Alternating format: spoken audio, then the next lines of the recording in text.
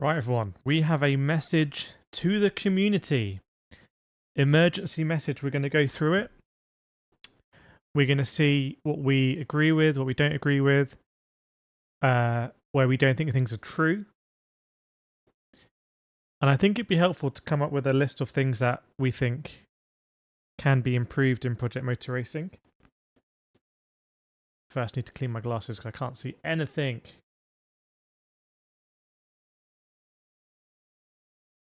For anyone who's never had a baby, it's just it's basically bad news for your glasses.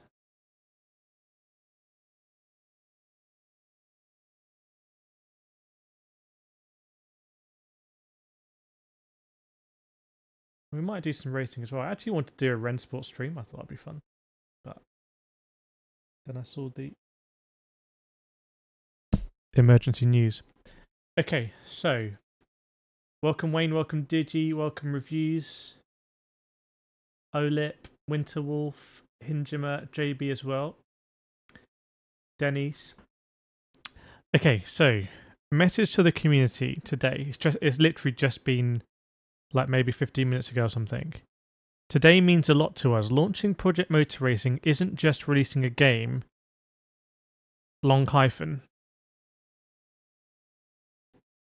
Isn't just releasing a game. It's sharing something we've poured our hearts into for 3 long years. Seems suspiciously AI, but I agree with the premise of it that there will be people on this, people who have worked on this game for 3 years. We care about this sim. I think a bit of a crutch for Project Motor Racing has been, and I saw it with Rennsport as well, is like the spectre of iRacing. It's like everyone wants to be a sim. It's not for some reason it's not okay to be like Gran Turismo 7. Although Gran Turismo 7 still face value calls itself the real driving simulator, but everyone knows it's not like a hardcore sim. But Project Motor Racing like wants to be a hardcore sim. Maybe there's some like PTSD from Project Cars 3 or something. Jared, not enjoyed my time on this night. What a shocking game. Yeah, if anyone's been playing the game or sim, let us know. Rhino was streaming. I backed out of 10 minutes. Was that bad? Oh, sorry. Is it too small? Come on, chat. Let me know. Yeah? John, hello from Australia. I refunded when they pathetically put the price up. Mark's playing it now. Okay. Let me start again. Message to the community. Today means a lot to us. Launching Project Motor Racing isn't just releasing a game. It's sharing something we've poured our hearts into for 3 long years. We care about this sim and we care about your experience with it. You've been with us as we went on this journey together.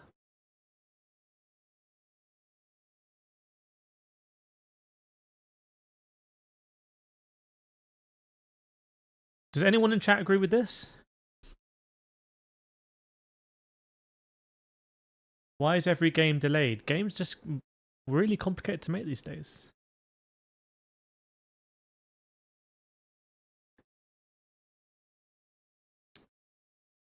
Large got into 1.5 rank lobbies and wasn't able to after that.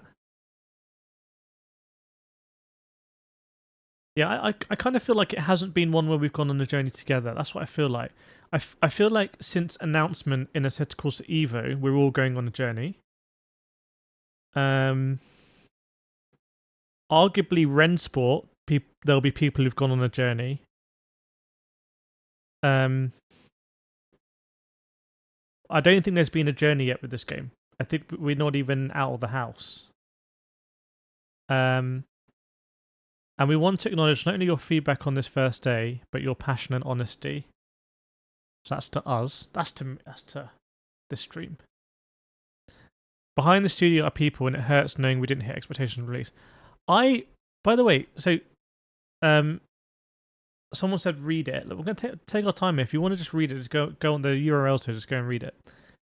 But I've spoken with these developers at the Sim Racing Expo, and I believe they're extremely passionate, and I believe it could be one of these sad situations where they really believed that people are going to love this game. And I got a lot of question marks about how this game has been covered. Some media outlets, I think there's been severe consequences from the way some media outlets have covered this game.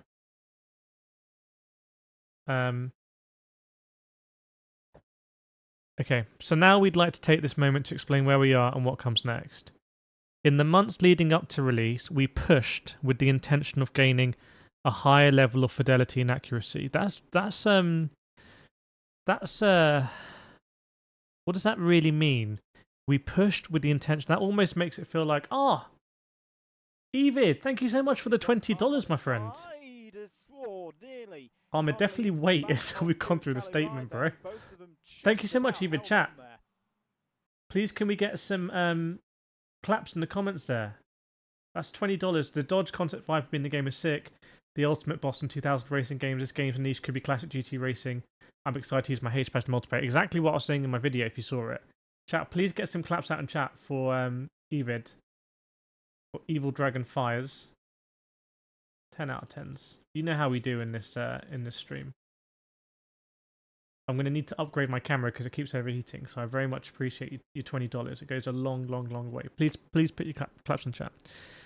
We pushed with the intention of gaining a higher level of fidelity and actually makes it sound like they took a decision with months to go of like, we could make this insane or we could go a different level. We're not going to settle for where we are. Now, that could be the case, or it could be the case they were just struggling to reach the level they'd already targeted, or it could be the case that they were not going to reach the level they targeted. So it could mean many things. There we go, all the claps coming out. Love to see it. It's been a great community here.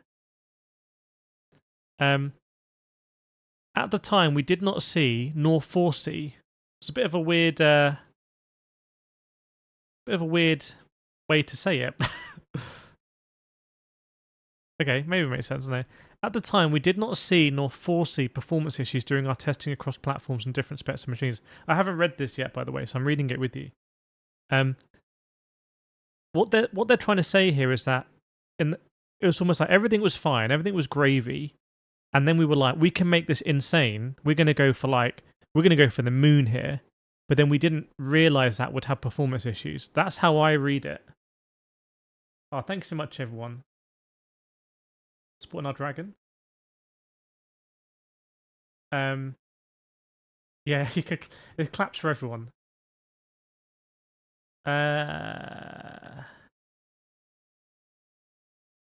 This message actually tilting me is blatant. Tried to make sorry. We're gonna go through it. We're not gonna. You know what we do on this channel. Do you care, chat? Do you need me to get up? Put the light on. Do you need me to put the light on? Okay.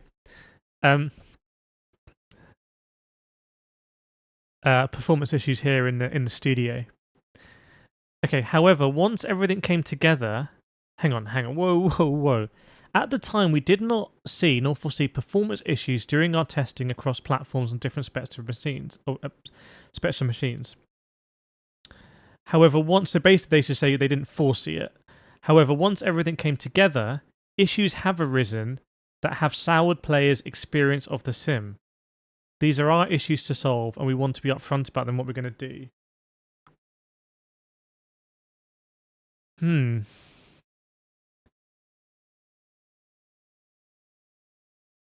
Again, I think this is like trying to say we push for something excellent, and it's because of that ambition that we've had performance issues. I'm not necessarily sure I buy that.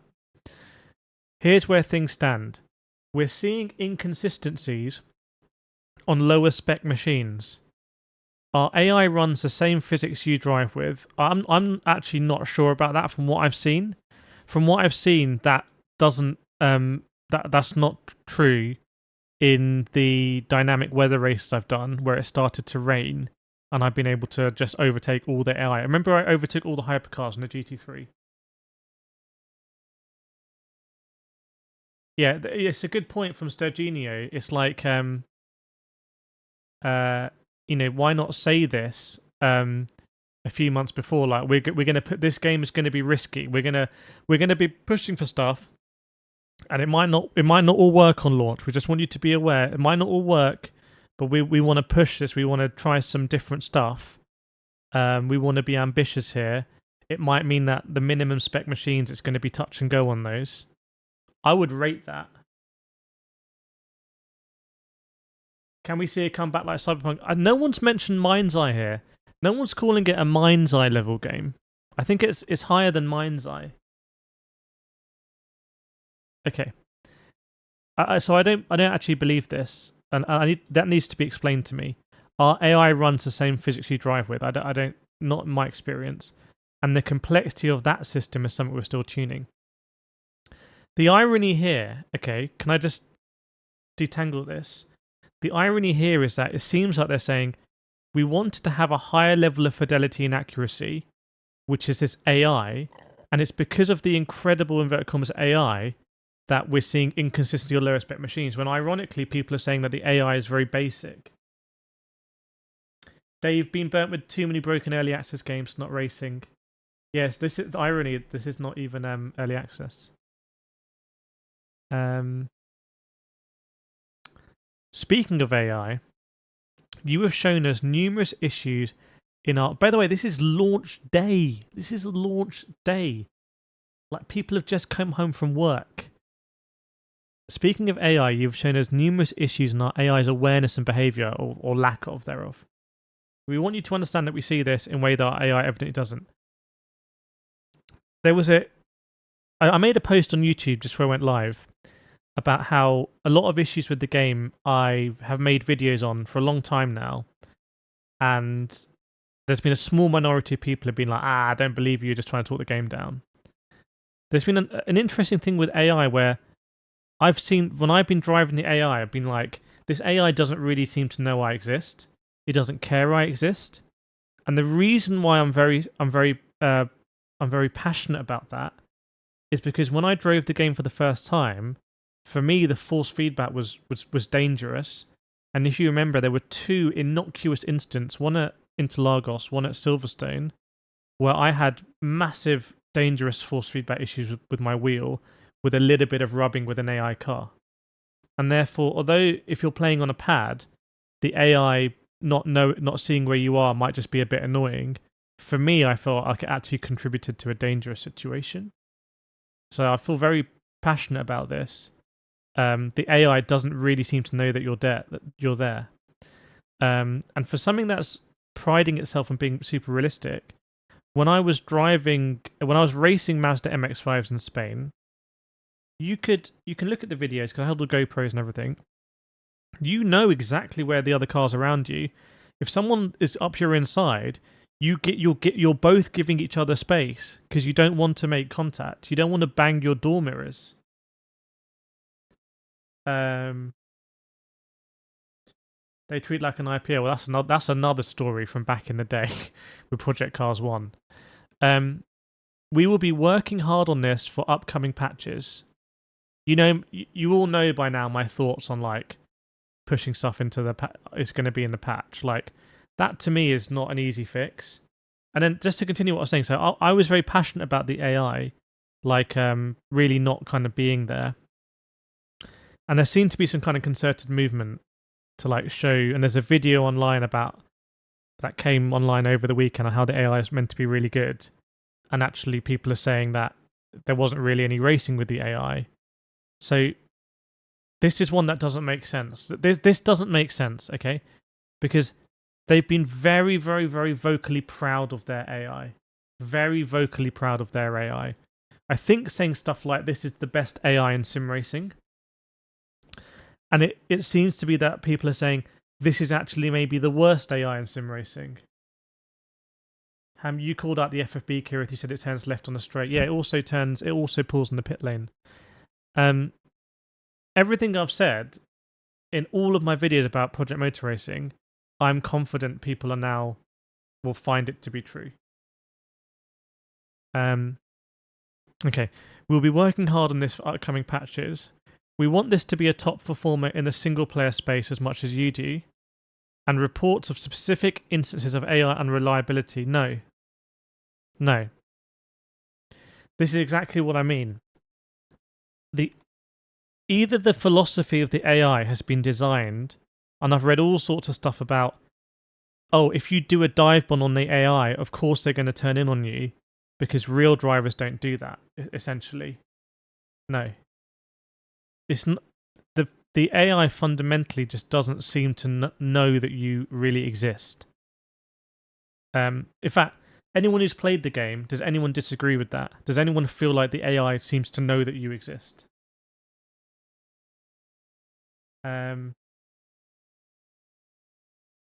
So I don't think it's I don't think it's fair to say specific instances.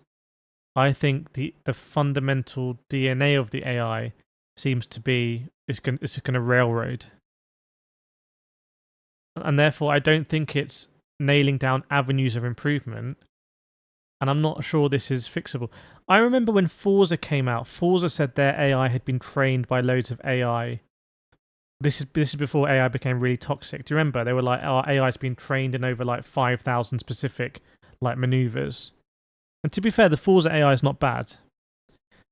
Gran Turismo Sophie AI is very good. It's very dynamic. I actually don't mind the iRacing AI. I drive the iRacing AI quite a lot because I review a lot of sim racing equipment. The Le Mans Ultimate AI is pretty good. The Assetto Corsa EVA AI is terrible. EVA AI is really bad. Rennsport AI is really bad, but I don't even think Rennsport needs or should have AI. I don't think it should have it. So when you compare it with all these games, I think Project Motor Racing AI is near the bottom of the queue. It's not enough. It's not impressive for AI to be fast. You know. Hell no, Sophie AI is not good. No, I think Sophie AI is good actually. I was there with Gran Turismo when they did all the pre-announcement stuff. Now we're on Sophie 2.0, and we're going to be on Sophie 3.0. Let's see what happens in Spec 3 in a few days with Sophie 3.0 or the Power Pack. I'm not talking about GT7 standard AI. GT7 standard AI is terrible. I'm talking about racing with Sophie. But even Sophie is Gran Turismo in terms of like having a race pace. I think Forza is probably better than that. Emergency statement, Steam refund team. Okay. We want we don't have a make AI better button. No one does. Yeah, that's a understatement. I would rather they say we've taken a certain direction with the AI and this isn't going to be a quick fix to change it. But we have no intention of selecting for something that doesn't give you the experience you want to deserve. It's a bit of a waffly one, this one. Bit of a waffly one. Hang on. This is a bit of a waffly one as well. That's a bit of a waffly one. This is a bit of a waffly one. Okay. Some of the planned improvements need to be done at engine level, and this will take time. By the way, another thing that's kind of interesting. Do you remember over the weekend, like, there was all this chat about, oh yeah, radar's going to be in. People were saying, oh yeah, radar's going to be in like the day one patch. I was like, what are you talking about? If you're making decisions, if a team is making decisions to add a function like radar over a weekend before launch, that's not a way to, with a sense of composure, decide on priorities. And now the radar seems like such a low priority, right? Like, relatively speaking. No one's made it better since AC1. Inconsistencies are not only on lower spec machines. I've seen people with amazing good PC. I wouldn't be surprised, by the way, if the game performs better in the Giants launcher than the Steam launcher, because that's what we found. And I imagine the vast majority of people have it. I imagine there's hardly anyone who's tried it on Giants and Steam. But I have. And I had stuttering on Steam and nothing on Giants. Why would you make a sim racing game with a farm sim engine? That I covered that in my video earlier. So I think I have a theory. Some of the planned improvements need to be done at engine level, and this will take time. While we can make small adjustments, more structural fixes take longer, require testing, and require steadily to complete them. So basically, yeah, sorry. I would kind of read that as like, yeah, you kind of got what you got at the moment. You kind of got what you got. Patch 1.5 has already arrived across all platforms. That I mean, I'm sorry, but that is that's going to be borderline offensive. That's going to be borderline offensive because can anyone tell me what patch 1.5 did?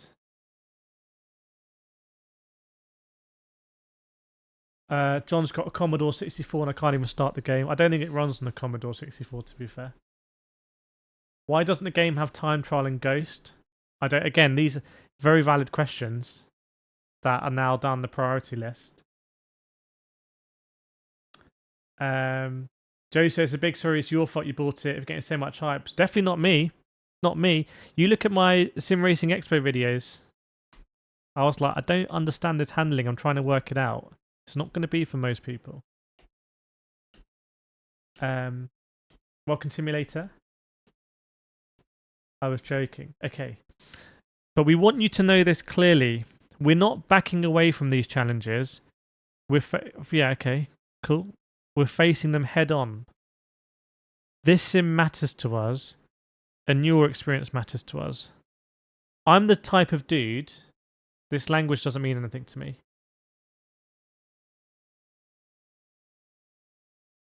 You're right. Patch 1.5 has arrived. True. Yeah.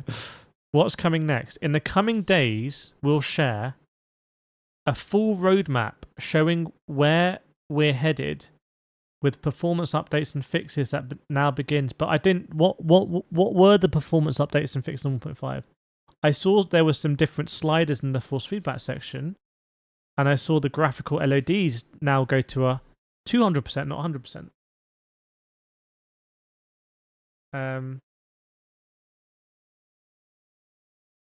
Is it different now from what it was at Sim Expo? Honestly, that's a great question that no one's asked me yet. Honestly, I don't think it is that much. I think the only difference with the Sim Expo is that the tyres overheated quite quickly. So whether that's because of the time of day or something to do with the sim, but I'm just going to say it. Like, I probably shouldn't say this, but I'm just going to say it. I made extreme... Project Motor Racing gave me very transparent access to the game at the Sim Racing Expo. They just said, here's your rig, like, have fun. They didn't stand over me, they didn't say anything. They were having biscuits and tea, and I was there, like, trying to get them out. It was great. Nothing's paid, it's just, like, great access. I'm there, I'm trying the game, right? I make my videos on the game, and I say it as honestly and transparent as I can, which I don't really understand the handling. I was spinning a lot. It feels like it's quite tire dependent. There's some things about the UI that I think should be changed. I think it's going to be a very challenging game. I think it's going to be on a spectrum, and some people are going to like it, some people aren't going to like it. I need to try it more to kind of work out what's going on because it's a bit confusing. Then there was a weird period where like there was lots of content coming out on the game that almost seemed like PR. But you guys let me know. And I don't know how anyone could really have much of a different experience than I did at the Sim Racing Expo unless my rig was very different to other rigs. So I just found that a bit unusual. I don't know what happened. I don't know about anything else other than what I've done, but I just found it a bit unusual. And then again, to the absolute credits, Giants gave me a key for the press access. Didn't tell me to say anything, not saying that. Don't give it a review number, which is fine. And again, I drive it, and I'm like, the force feedback, yeah, now I can drive all the cars, which is what I wanted to do. And the AMG feels like the AMG that I drove at Sim Racing Expo, but I think I'm a little bit better now warming up the tyres, or keeping the tyres in the window. We just did an M4 race, didn't we, at Monza, that I won, 16-player lobby, and I think I won it because I kept the tyres in check. But yeah, I don't think it is that different. So therefore, just where I'm going with this partly is when everyone was saying over the weekend, oh yeah, mate, don't worry, that's going to be fixed with the day one patch. This is not the developers, by the way, because the developers have been very hands-off. I want to make that clear. The only contact I've had with the developers is that they sent me a force feedback manual after the first stream. And then something else. What did they say? And then they sent me an email saying there's one slider that should be changed because it was force feedback detail, but it was misnamed as brake force or something. Other than that, I've had no direction or anything. But I've had loads of comments, weirdly, people saying, yeah, don't worry, it's going to be fixed in the day one patch. And that's exactly what I heard from Sim Racing Expo. It's like, oh yeah, don't worry, it's an older build. And I don't know whether that's people who pre-ordered the game and really want it to be good and don't want to hear any criticism, or whether it's something different. But I can't place my finger on it. But for me and my personality, if something gets fixed in the day one patch, that's a bonus. But I'm not counting on that. I'm not banking on that. That would just be like, oh, okay, that's a bonus. But it was almost treated the other way around. It was like, yeah, the day one patch is going to build everything. Yeah, the Sim Racing Expo build was like, there was stuff wrong with it. So anyway, updates on triple screen VR and your most requested community features. I spoke about VR in my video earlier, where I said I don't understand how the switch from Unreal Engine to Giants Engine was, I understand, message to put VR first. And I've got VR headsets here. I've got my PSVR. I've got my big screen Beyond. I've got my Pimax Crystal Super. I would be in this in VR right now. I'm a big VR dude. Why is my PSVR 2 down here? But there's no VR at launch.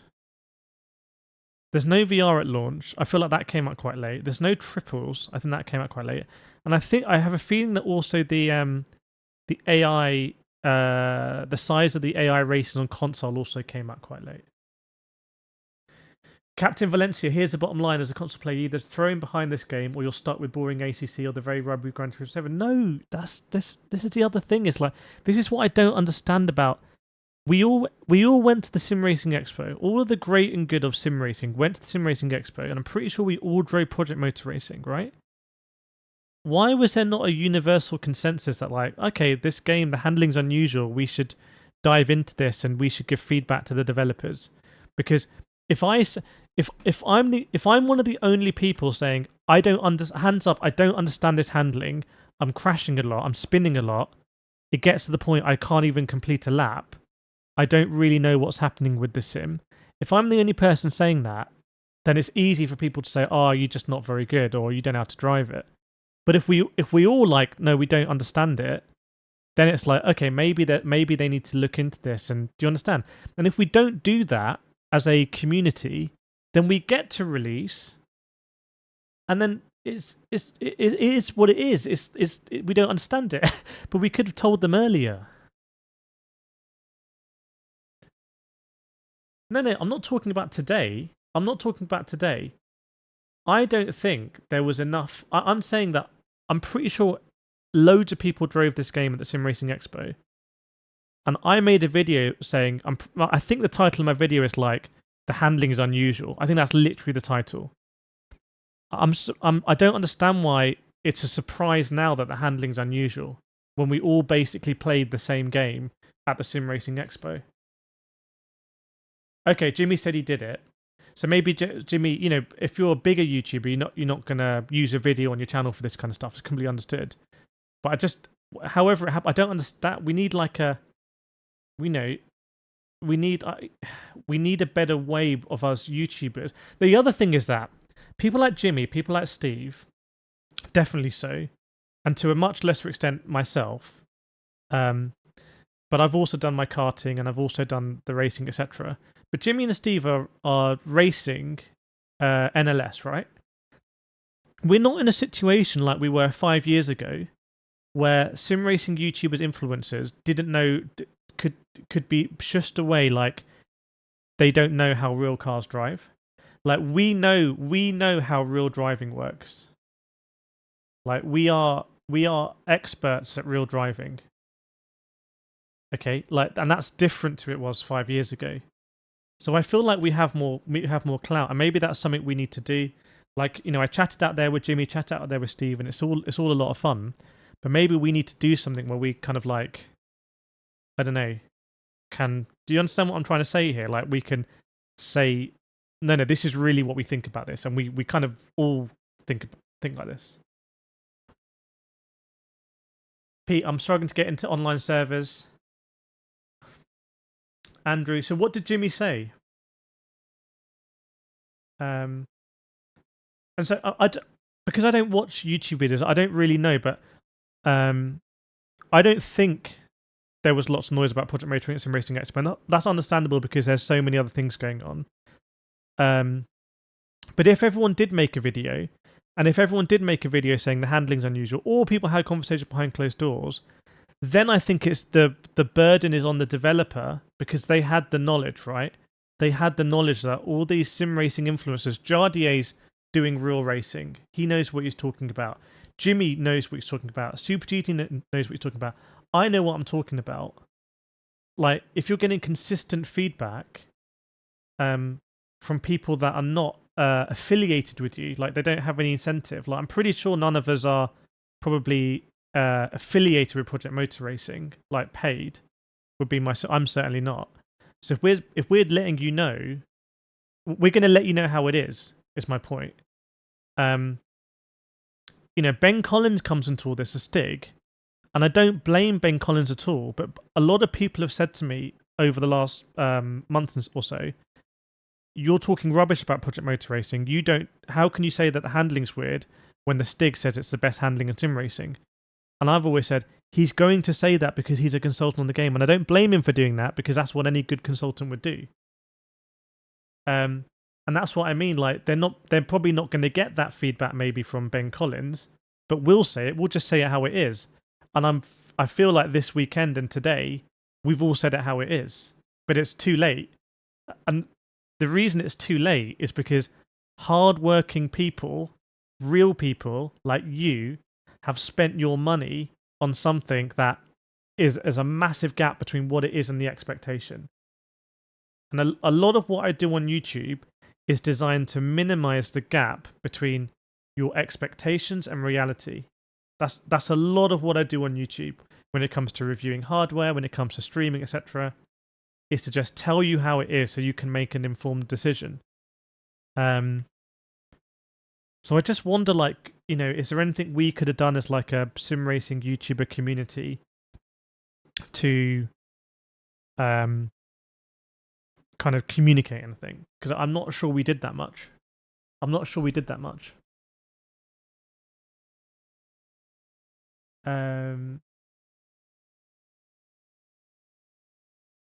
Yeah, it's just my studio's falling apart. I need to as long as the PC's working. Okay, details on several features many of you have asked about. Honestly, I would have listed them here. Things like radar, etc. I'd like to see what their priorities are. Rolling, if this was their first release, get the benefit of doubt between the same as P-Cars 1 days. You could have tested it on the PS5. They did send me a code. It just wasn't working. And I want to be clear. My contacts with Giants and Project Motor Racing have been really good, really hands-off. I haven't signed any contracts. There haven't been any NDAs. It's been real grown up and very, very, very light touch. And I really respect them for that. It's been really refreshing. We trust you to we know what you're doing. Here's a code. Do whatever you want. Just don't give it a review number, please. You being skeptical saved me from wasting my money. Captain, I'm a P-Cars 2 defender. I'm never going to drive a real racing car. I like the P-Cars 2 handling. I enjoyed it. I know most didn't. Have you played this one as well? There is actually no reason to get games on day one. Additional era FOMO gets a lot of people. I remember Battlefield 6. I bought it on day one, I think, after it came out. And I was like, oh, this looks really good. I'm going to buy it. But I have the luxury that I wasn't worried about spending $10 more buying it on the day rather than getting a cheaper pre-order. And also I didn't care about all of the bonus stuff.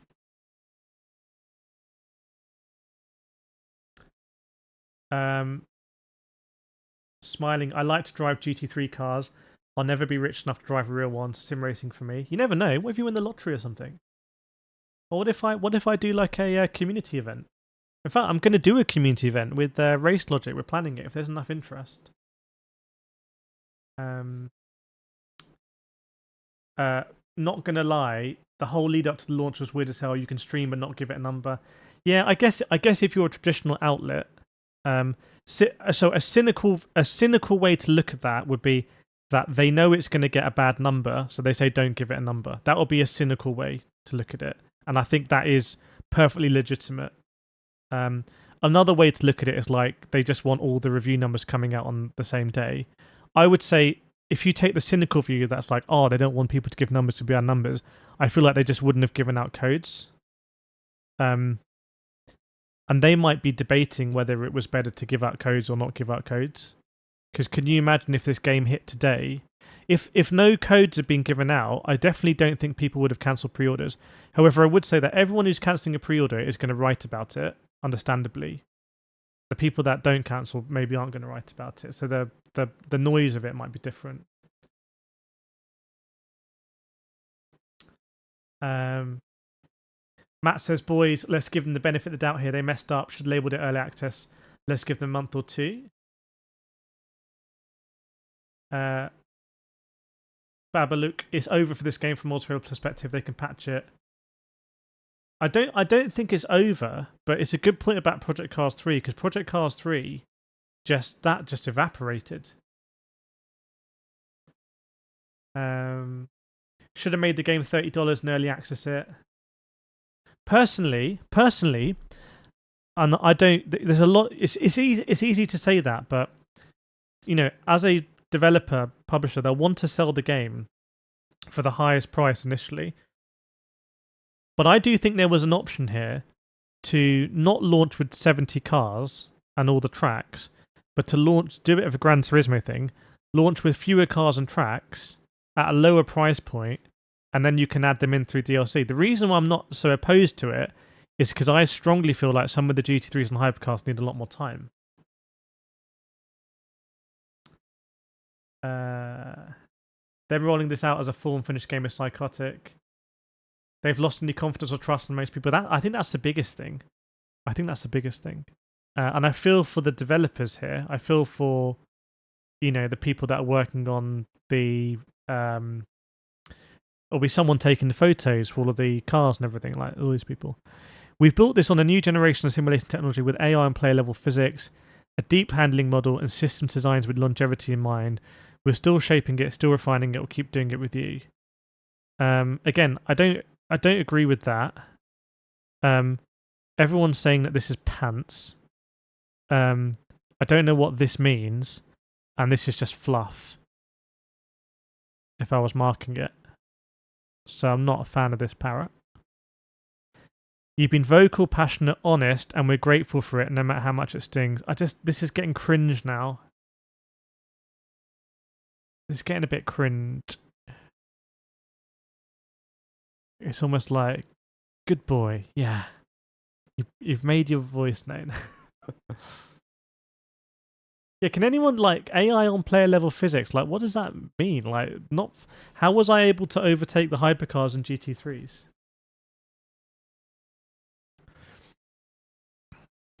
Your feedback is our guide. Oh my god. I'm going to say it one more time. Your feedback is our guide. We hear you. I just can't do these sort of things. This is so not me. This is like watching Ricky Gervais extras. Thank you for being part of this journey, the PMR team. Current priority issues. We have reports of peripheral issues on PS5. I've heard there's issues on Xbox as well. We have submitted fixes and we'll get to you as soon as possible.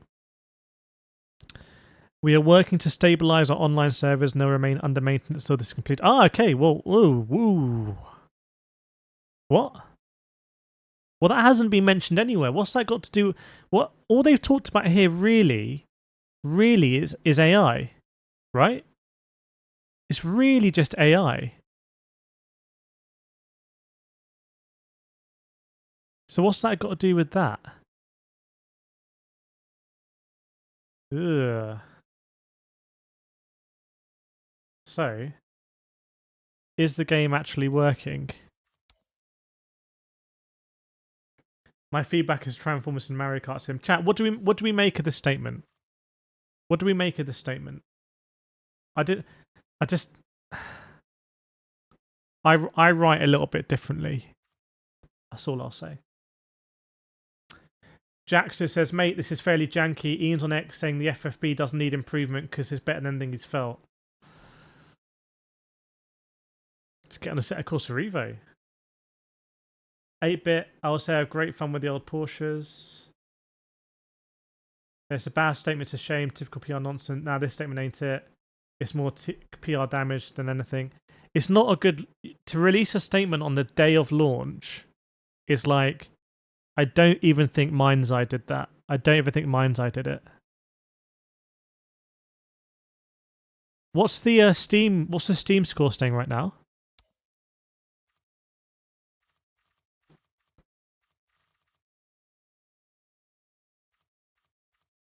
Also, we haven't been able to get in a ranked thing. We've tried so many times.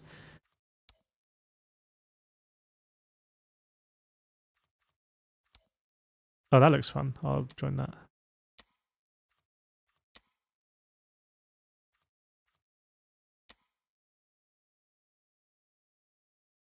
If I can.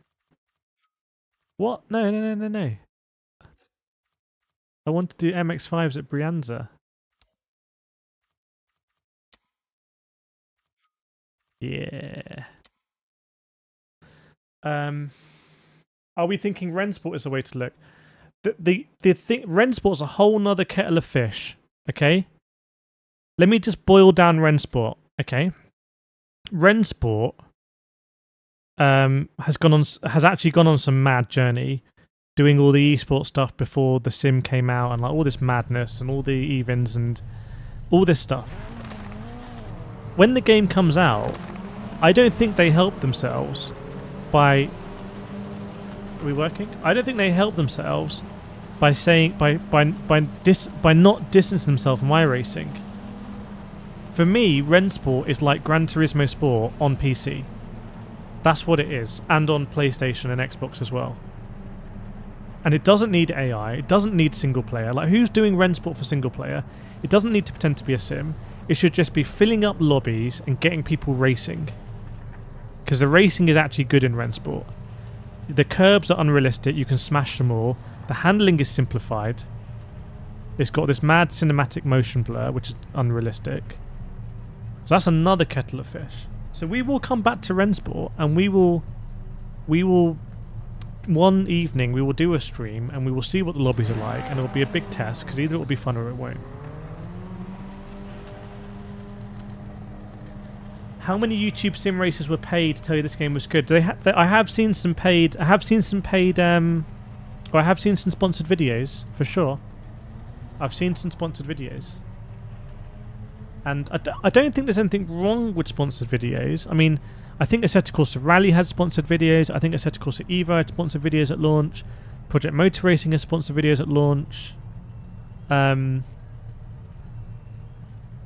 But it's pretty awkward for them. Is this more sim arcade or full sim? For me, Rennsport, 100% for me, simcade. 100% simcade. Project Motor Racing is like...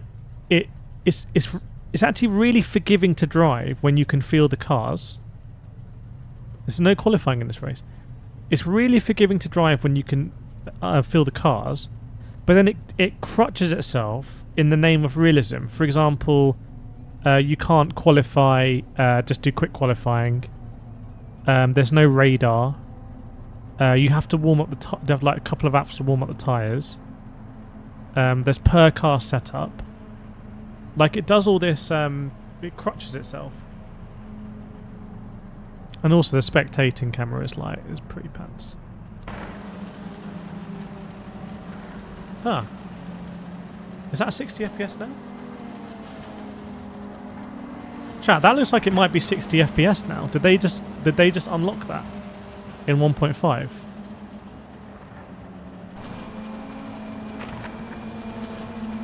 Can anyone check if someone can pause the stream and press the comma button? Are the frames moving every frame? Is this? I feel like I would know if this is 30. This looks better than any Project Motor Racing replay I've seen previously.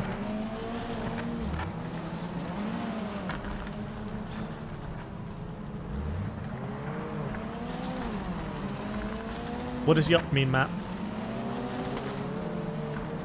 Reviews. What do you do with all the equipment you review? I keep it, I put it in storage, and I bring it out to do comparisons and stuff like that. I don't sell it. I don't sell anything. Or sometimes it goes back. In fact, a lot of time it goes back. I was sending parcels this week back to the manufacturers. So... Gia on PS5, I have a problem with steering. Yeah, there's big problems with steering on hypercars.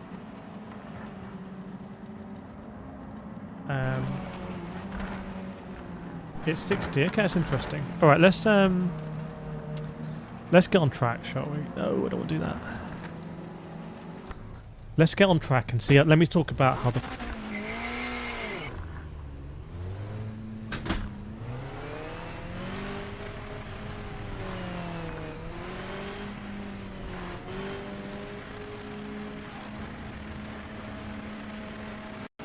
Now, if you don't know, have a look at the videos on my channel. I have raced Mazda MX-5s. Like, not talking track days, I've raced them. So, for me, when I was racing the Mazdas, when you brake, all the weight goes to the front.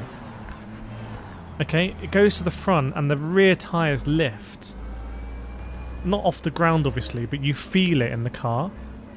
And so braking should be... braking is very exciting and a little bit scary. Now, Gran Turismo, when you drive the Mazda MX-5, remember I ran Mazda MX-5 leagues in Gran Turismo 7. When you brake in Gran Turismo 7, it's a non-event. It's a non-event, right? Like, you just brake in a straight line, ABS kicks in. But here I want to see, and iRacing is pretty good at this, I want to feel the weight transfer to the front, and then I'm on those front two tyres, and it's a bit sketchy. So that's not bad. I would like more sensation. I'm not feeling it that much through the wheel, but you can see the car's unstable under braking, which is how I want it to be. I want that nose to pitch in, and what that means is, if you can feel it through the force feedback, which we'll get onto, is that when you come off the brake and the rear wheels start to come down, then you feed in the traction, and it's all like a nice dance where you pitch, off, traction, rotate. So for me, that's the core of driving a Mazda also in a sim. So Gran Turismo is not like driving a Mazda in real life. Ironically, and again I made videos on this, when I came back from Spain, I went on Forza Motorsport. I was like, hang on a second, Forza Motorsport is a better representation, maybe an abstraction of driving a Mazda MX-5 than Gran Turismo, because actually there's less adhesion. It's still not a sim, let's be clear about it, but that made me understand stuff about Gran Turismo really being on rails, Forza kind of like having a less of a certain relationship with the tarmac. Let's try and do a lap here. The other thing is, I think the Mazda MX-5 is quite easy to drive because it looks like the tyres go up to temperature quickly, but also it's not very exciting. It's not very exciting to drive. Like driving a Mazda MX-5 in iRacing is very exciting. It feels like you're really having to get the weight transfer. It feeling like you have to really pivot the car. I don't know where to brake. That'll do.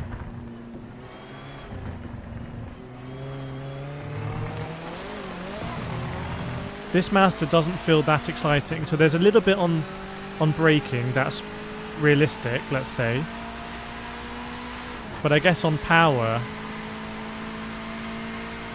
it doesn't. I'm not sensing that weight coming back to the rear wheels. Anyway, you let me know what you're thinking. Let's try and do a good lap here. Again, I don't really know where to brake.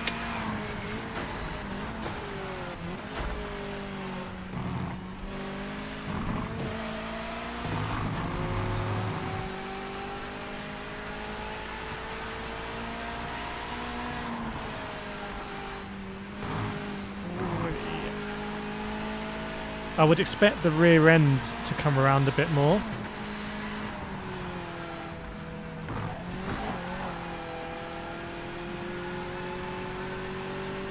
I mean, what we'll do at some point is we'll do side-by-side footage from this and other games with the Mazda racing in real life, and you kind of see like how the car's moving and how weight transfer is so important.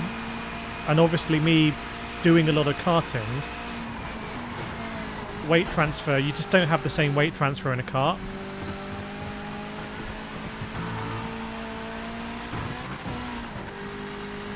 Alright, 2 minutes 16 to beat. What do we think? Pole position? Pole position, chat? Who's believing it?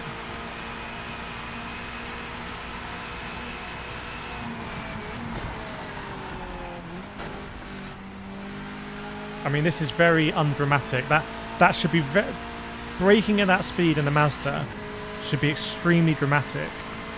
Where's the start-finish line?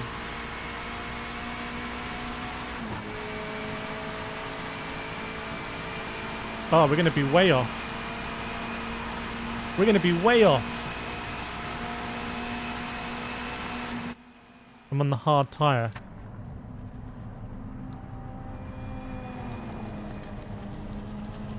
Oh, it is the hard tyre. That's embarrassing. Okay, well, we're way, way, way, way, way off. P5.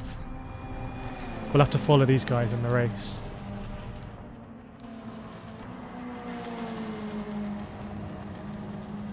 I'm now the anonymous driver. So, where I went karting recently, there was like the faceless kart or something. A bit weird. I don't like the fake sponsors. I don't mind the fake sponsors at all, actually, because I don't know these historic cars that well. Not this, obviously, but like the Porsche 994, because I don't really know it. I don't know if the sponsors are fake or not. This is a custom lobby. What's this leader doing? What's he up to? What's he saying? Oh, he's carrying speed through there. Oh, he looks good.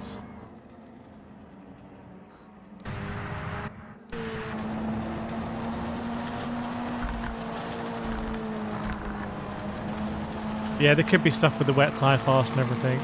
But going back to the statement, like, they must have known, people must have known all of that. Look how much speed he's carrying. That was an insane amount of speed. I would say we did a Mazda race earlier and somehow there was a GT3 in our race, even though it was spec Mazda. And then we did a BMW race and there was someone who, it looked like their BMW, sorry, M4. It looked like their M4 was like a hypercar. It was insane.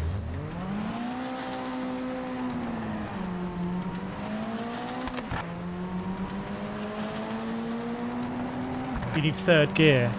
He's carrying a lot of speed.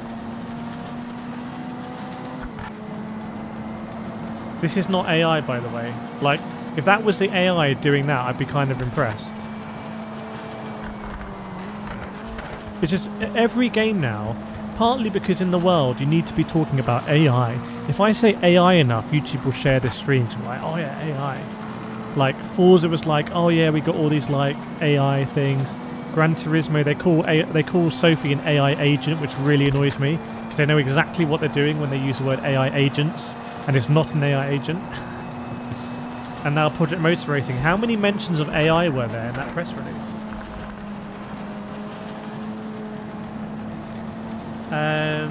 Peter Watson, as an old bloke, I started my gaming in the mid-late 70s in television, Atari, C64, Amiga 500, then 1200. Nice. What's been the best racing game in that time? Can anyone else beat that? Anyone else start on something earlier than the Intellivision? Captain, I feel like addressing the elephant in the room here too. The G7 Power Pack is essentially the game I want to launch. It's a massive elephant, It's a massive elephant. That Spec 3 is going to come. Power Pack's going to come. What do you think I'm going to be playing over Christmas period?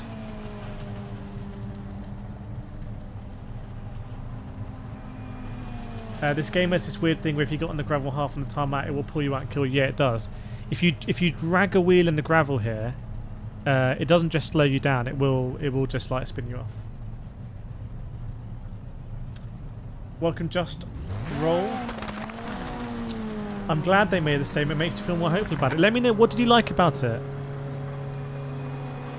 What did you like about the statement?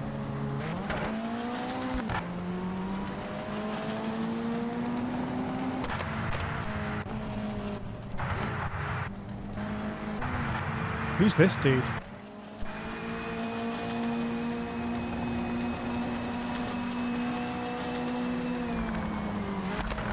AR12 done a paid review and his points in the game just lies. I would be surprised if he did a paid review. Doing paid reviews is a bit ugh. Doing a paid showcase or like a paid gonna do the career mode I think is a bit different, but a paid review doesn't.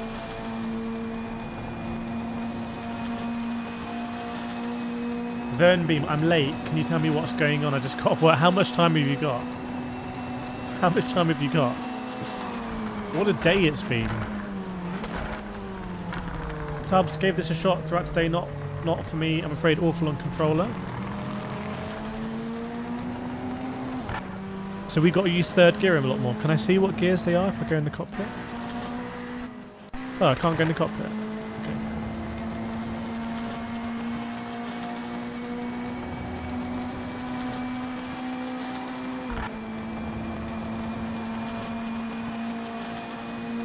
It seemed like a paid one of you and used car devs told him we'll never address big problems, bit awkward.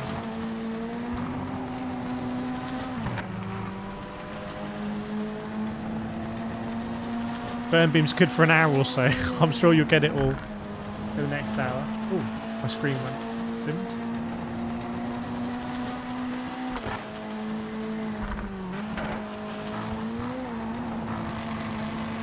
Just rolled it. Just they were made aware of the issues at hand. And they're working on them.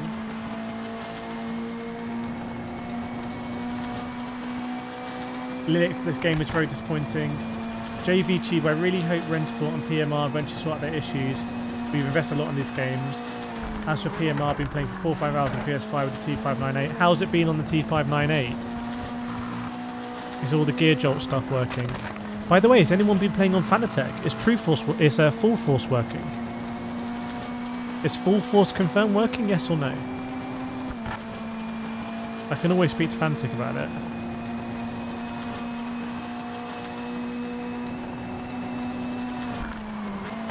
Andrew, it's making me think maybe I should invest in a PC so I can play to good Sims Wars. If you get a PC, you're just set for Sims. ACC for 10 quid. AC Evo's like, what, 20 quid? AC Rally's 20 quid. You're just really set. David, game nearly broke my hand. What happened? 8-bit Rensport is fun top on for online race. I'm sure we'll do more Rensport. Okay, so how is it gonna? How long's the race? Because we gotta check the fuel.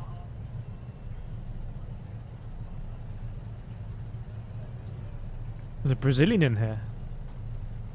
How's he done a 202, chat? Chat, how's he done a 202? How?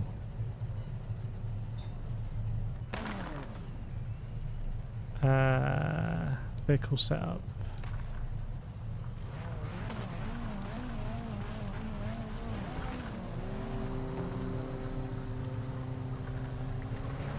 Eight laps. Oh, I'll just leave it full. I don't know.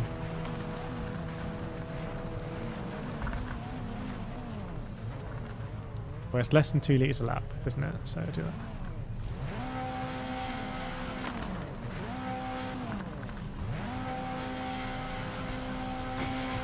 Ready? My guy is absolutely vibing on the left-hand side. I have a funny feeling there's lots of exploits.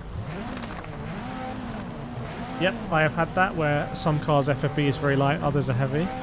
It's mainly when it's light is the problem. Good luck, mate.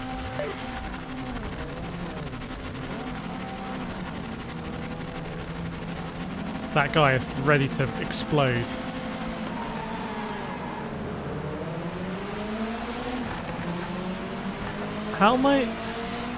How's there no one behind me? Didn't I qualify 8th?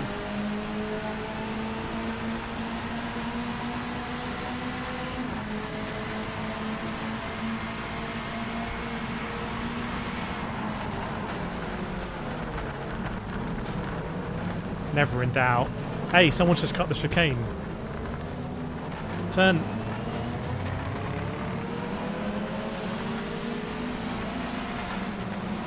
Oh, the latency. It's the Brazilian. To be fair, he is in Brazil. I think PMR is meant to support full force, but I don't know how that's going. Do you just rev it out here, or like what?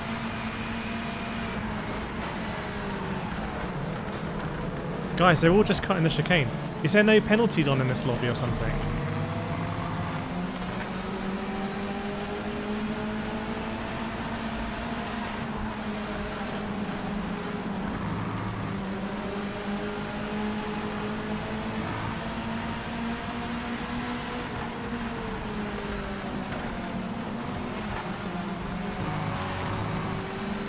Oh, he's gone. There's cars everywhere.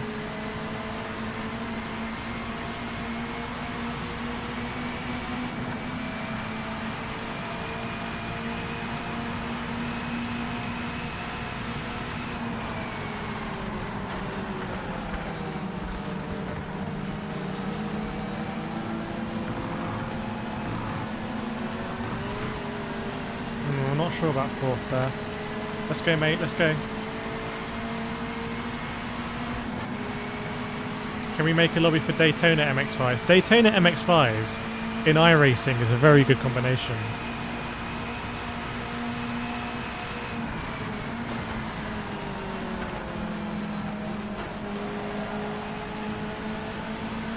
I just find the MX-5 here, honestly.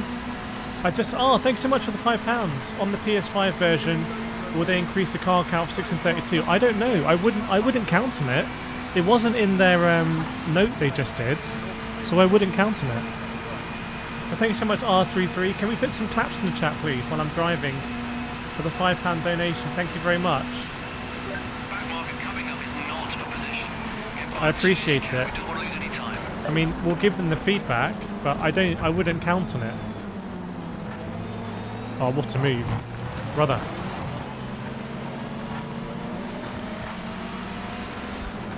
Please drop those claps in the chat, everyone. For R33JM. I just find the Mazda's a bit boring to drive, to be honest. I don't necessarily think that's a problem, because I think Project Motor Racing needs like a beginner car.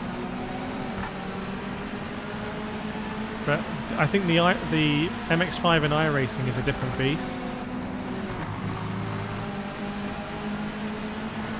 Oh, there we go. All the claps coming in. That's how we roll on this channel.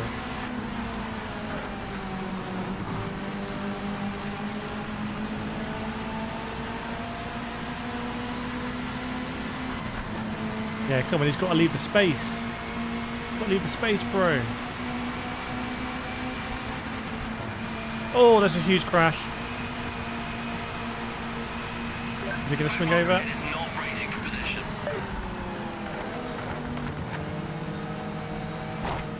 Brother. Brother. Brother. You've ruined my race, bro. I was lining up an insane move. Now you're in the wall. We're both in the wall, pal. Oh my days.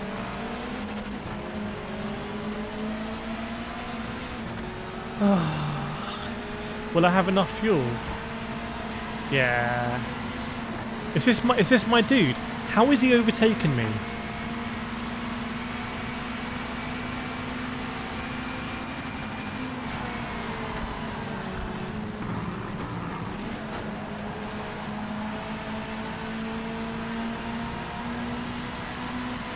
They want to keep 60 FPS. Yeah, not like Need for Speed Shift, eh?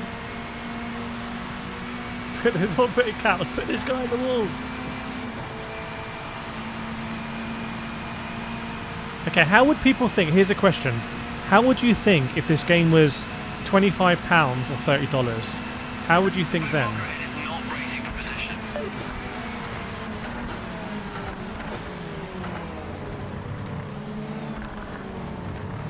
Let's roll. Oh my god.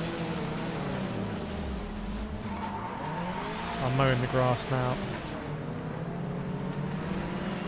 This is my guy. If he was to actually be a steel sold, I'm surprised. I'm surprised. I guess from my perspective as a reviewer, it's like it's more about my time. But for me, if it's not a good game, it's not a good game. If it's a good game, it's a good game. Like I was going to buy Battlefield 6 at £60, but oh my god, I was going to buy it at £60. I wouldn't feel that much different if I bought it for 40 because I just feel like it's just a great game.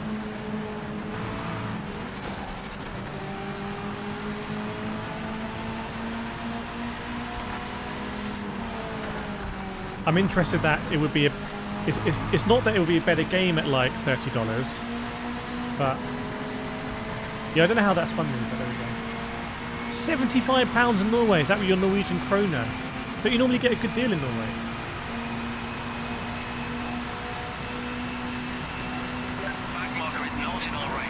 Us two again. Nothing can go wrong. Just me and bro. Don't even think about it, pal. I see you. I see you. I still see you there. I see you. I'm coming across. I'm coming across. Don't think about it.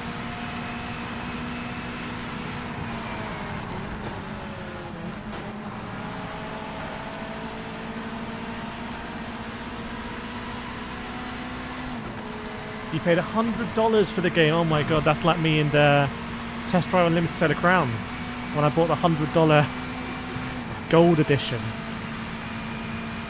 You didn't mind paying full price on Xbox. This is another thing, by the way. Everyone has like, it tends to be Americans have more money. That's like, you know, so we're all different.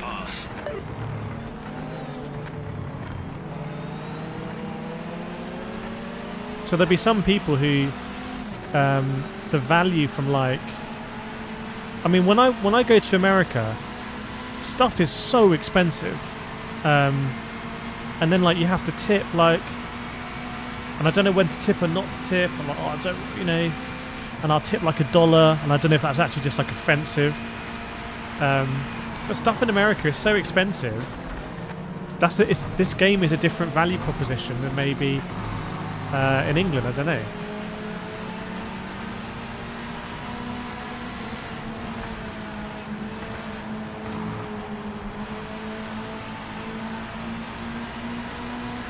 Elite Rain. So Elite Rain's on a controller.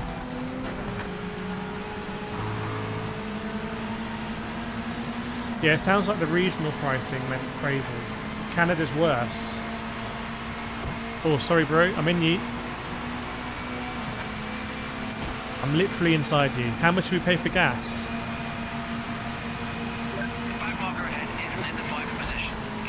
Oh my days. I think my car's busted.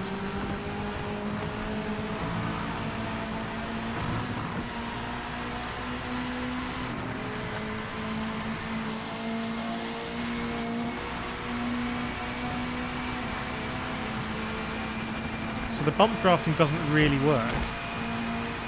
You end up in their boot.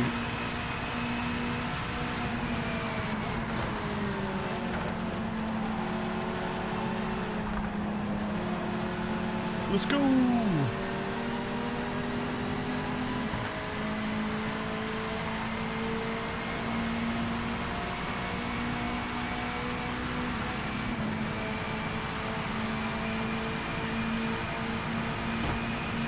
How much is a loaf of bread in the US? That'll be interesting. Because a loaf of bread here is like what, 150? So is that like $2? How much is a loaf of bread in the US? Oh, very respectful racing. Damn it.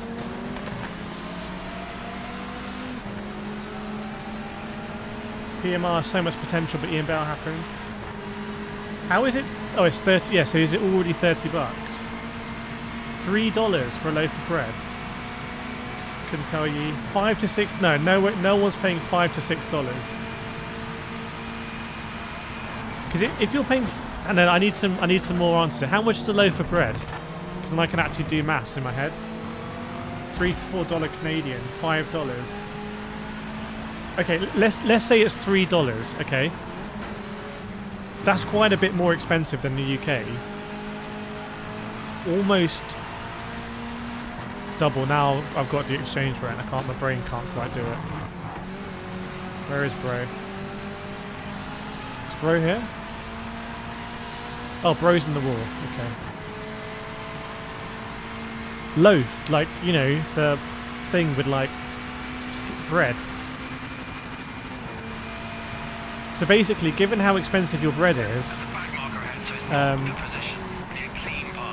oh, I know how we do. I know how we do it. Okay, so let's say your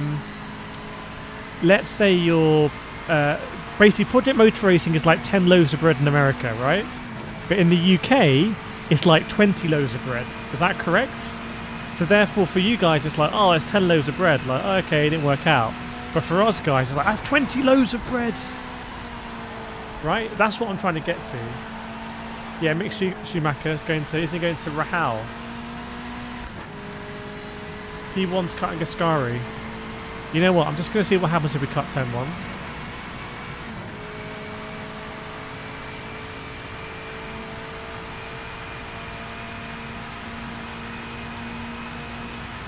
Does anyone else get that really low calorie bread, like the 50 calories a slice? Back marker is not in our race. Make a quick pass. Nah, I can't. NASCAR, bro! Oh my god.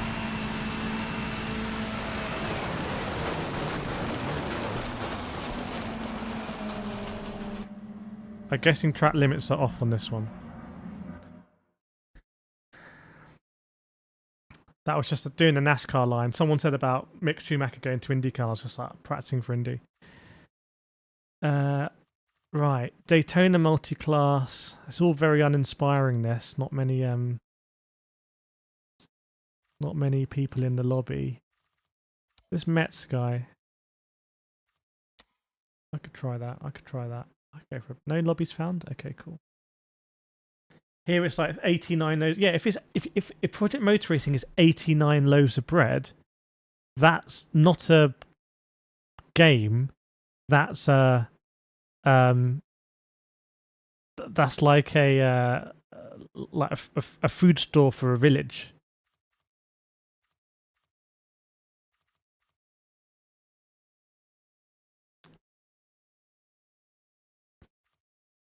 I think there should be a universal currency, which is loaves of bread. Also, I feel like loaves of bread should just be like, you should. What did I think the other day? I feel like there should just be nappies should be just provided, like, it's just like a commodity. And I was thinking maybe like bread should be a commodity as well. Like it's just like provided. So everyone is able to have bread. You don't need to worry about bread. Like we got you on bread, and then you wouldn't have all the variety of bread and like seeded bread and my 50 calorie one. But like like you live in a country, everyone's got bread.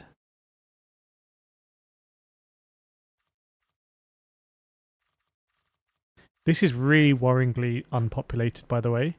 Like given this is crossplay, I haven't really seen this populated all day. And this is like the big ranked thing. It's also not really explained, I don't think. Look at my dude here. He's desperate. for someone to do the 26 laps of Sao Paulo in the undrivable cars. See what's going on in social. Sebring GT4s, Nordschleife. Nordschleife GT3 is such a bad idea. Let's do it. Oh, 8 minutes. I'm not going to sit for 8 minutes.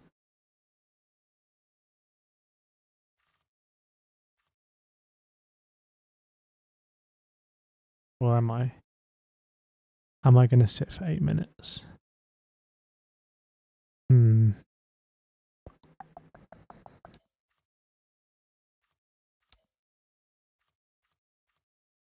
don't really know Lexington.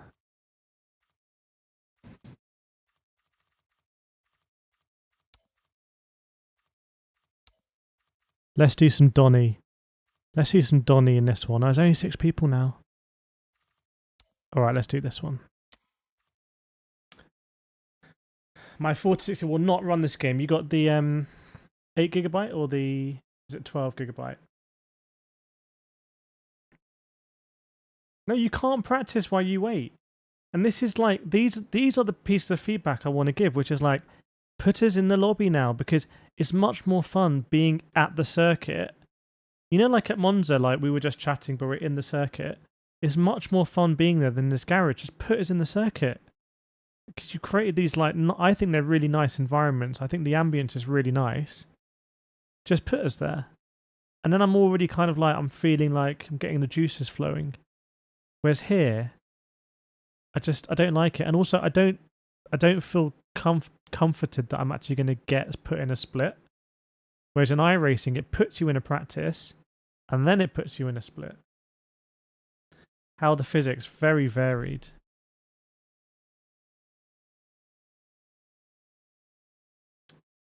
This game has Forza Motorsport graphics. I don't think Forza Motorsport has terrible graphics on my 4090. I think best graphics this year, probably AC Rally, because the road surface in AC Rally is just incredible. Evos always look good on this PC. Rennsport looks really good on this PC. Pixel's horrible on PS5. I'd expect it to. Rennsport looks a lot worse on PS5 Pro than PC. Ethan Peel, good recovery last May. I've really enjoyed your coverage, and it's helped me temper my expectations. Appreciate it. Yeah, chat, what do you think is the best looking racing game right now? Also, I'm going to do Sim Racing Awards for the end of the year. We're going to do like best game, best wheelbase. We'll do categories like biggest flop and stuff like that. So if I go live with Sam tomorrow in the studio, we'll start that going. And also, if anyone hasn't voted for me yet, there's a link in the top of the description, not to buy Project Motor Racing, but to vote for me in the Autosport Awards as Creator of the Year. If you haven't voted, please just click that link and do it. It takes like 30 seconds. You don't need to sign up. You just open the page and you just click it and it says thanks for voting. And send it to all of your friends and colleagues, because it's unbelievable. Autosport Creator of the Year. As crazy as it sounds.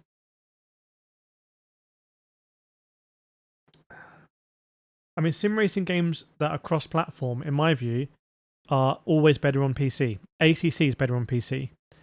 Rennsport's better on PC. So I don't know about Project Motor Racing, but I would assume, going by the trend, it's going to be better on PC. Also, I can use my big boy wheels and pedals. My camera's now just packed in. Let me get it. Let me turn everything on again. I can use my active pedals. Oh, yeah, welcome to the journey. Welcome to the journey. Journey of this camera.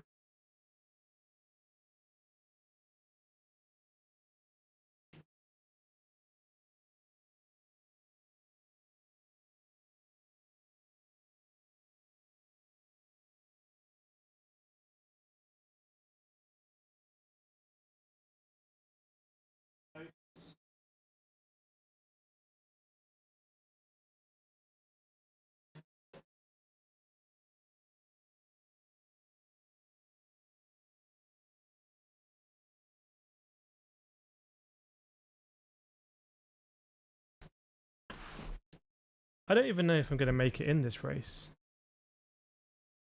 I need to get a new camera. It's a Sony camera. But it's very hot in this room. I don't mind it because it's nice and warm. Like when I was driving this car, wearing my Nomex, ugh. At least in karting, you don't have to wear Nomex. So in karting, it was so nice karting on a hot day. This ain't going to work, is it? I'm also like, if we go back to the statement, there's a lot of mention of AI. I don't think the servers are working properly. Like, it didn't even really get to servers. How am I keeping up as a new dad? Not too bad, I think. Not too bad. Not too bad. New responsibilities. Nathan needs help. Chat, why does Nathan need help? The game is insanely empty. Yeah, where is everyone? And also, what is going on with the online? Like, why is it launching? Oh, Nathan needs to fail Fanatec. Okay, so who wants to buy a Fanatec CSL Elite? That means Nathan's bought a wheelbase, by the way. That's basically what he's saying. Yeah, he wants to buy a VRS DFB 15. Is that the one where it's like, it's actually 25 Newton meters, but they only give you like 6 or something? I'm noping out of that one. That wasn't ranked though, was it? That was social. That was social.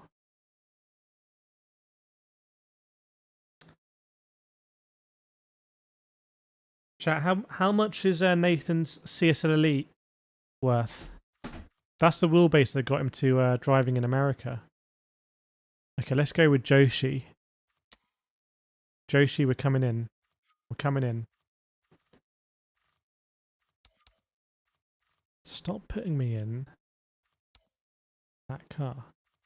I'm going to go in the Huracan. Did I like the Huracan? I can't remember. We're going to go in the Huracan.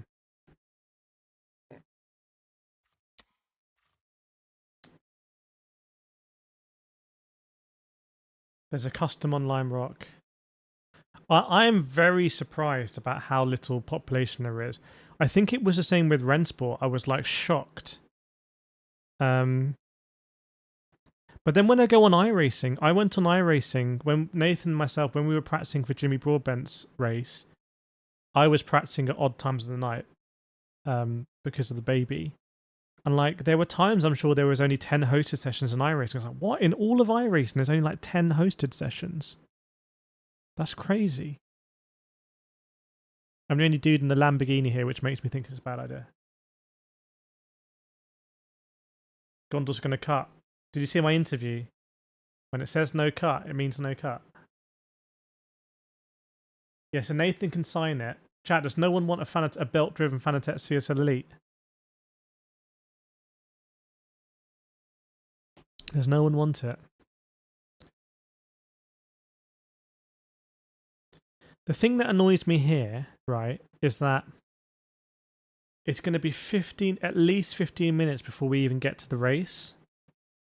So, just the time spent faffing to like getting to the race is just like insane. Abe says, "How much you thinking?" Or he's going to pay in coaching. JV's in here as well. Right, let's rock and roll. Let's rock and roll this thing. I guess maybe the servers are under maintenance, but the custom lobbies are not because they're hosted on our client. Maybe.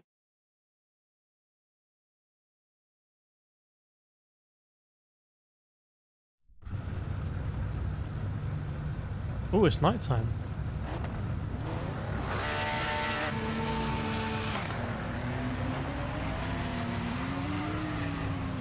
Let's get on those softs.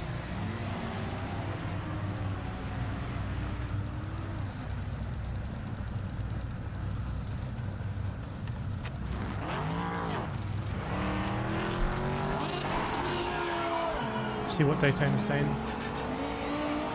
250 for the base and the wheel. What wheel is it? Is it the Formula wheel? Ooh.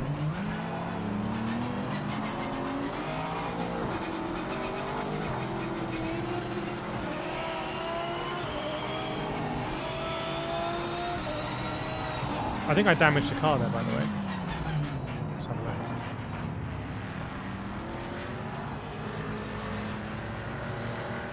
Hard to tell. Also, why is there no damage like meter anywhere? Why can I not see? You're thinking you have T150. You think about R3. Yeah, I think so.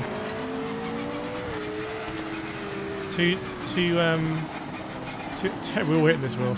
270 or 270 pounds in Argos, I think.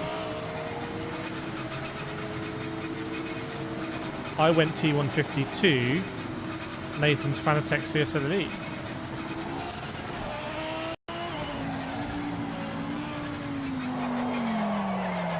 So have a look at my tyre temperatures. That's the critical thing.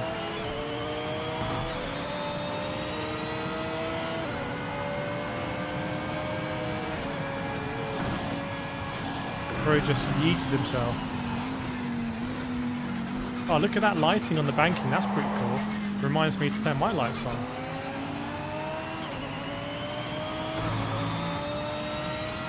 Look at the detail in the grandstands as well. Such an inconsistent game.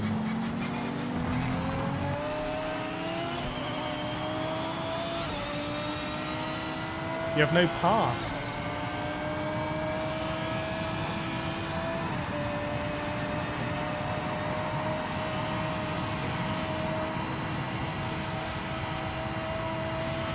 Also, chat. Let's do a nations check in this stream. We've never done it in a sim racing stream.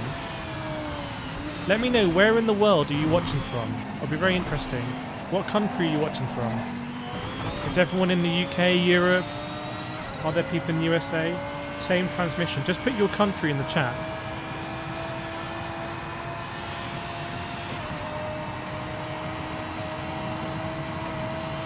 UK, Brazil, Denver.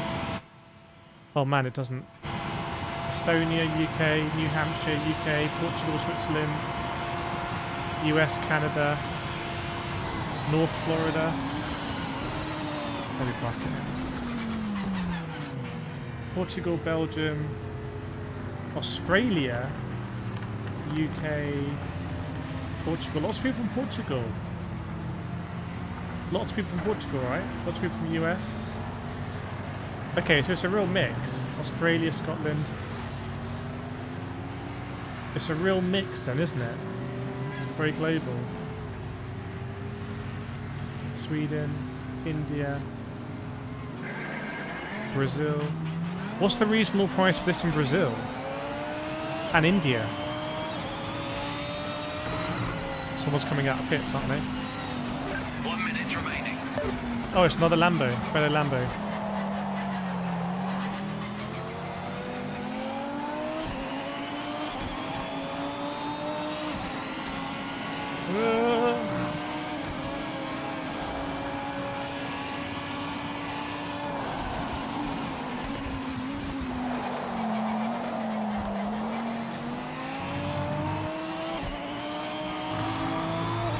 Do you think, by the way, do we think Project Motor Racing missed a trick by not just saying we're the new Forza? Like, you know, because Forza Motorsport has seemingly gone on some hiatus or something. Do we not think they would have been better off going, yeah, well, we're like a better Forza and we're on PlayStation? And if you look at it through that lens, you're like, okay, well, I'm not expecting it to be a full sim. Where do I brake here? I mean, the way you can ride these curves is just ridiculous. Like, I would have died on all of those in iRacing. Where's North Sentinel Islands? Agreed. I think Rensport should have said, we're kind of like, you know, GT Sport 2. Like, if you really like Gran Turismo Sport, but you didn't care about all of the cafe stuff in GT7, we're just going to give you that like online competitive racer with the latest cars. No single player, not messing with that. But to me, I don't have any stigma, any notable improvements from 1.5, not that I've noticed. I don't have any stigma with stuff being simcades. Like, that's not a problem for me. That's actually a benefit, because I know that you can go from simcades to driving in real life if that's what you want to do, because that's what Super GT did. Nathan Maximin was in chat, was driving on GT Sport. He's now driving in America, real cars. I've driven real cars.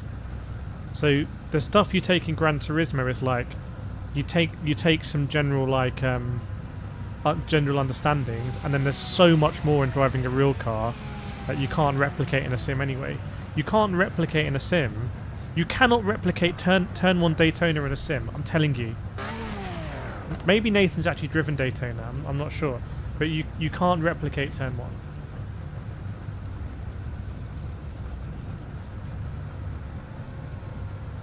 The amount more benefit you get on, say, iRacing to GT for real-world racing, I just don't think is that relevant. I think what sim racing gives you is the comfort of like overtaking, drafting, moves on track, understanding like weight transfer, and then when you go into a real car, it's just insane because you can actually feel weight transfer and stuff. Instant Gaming comes an offer for the game with 1 year bundle. Yeah, I don't know whether they've started doing it yet. I do have an Instant Gaming affiliate link somewhere. I actually don't know where it is. I think it's in the description of my YouTube channel.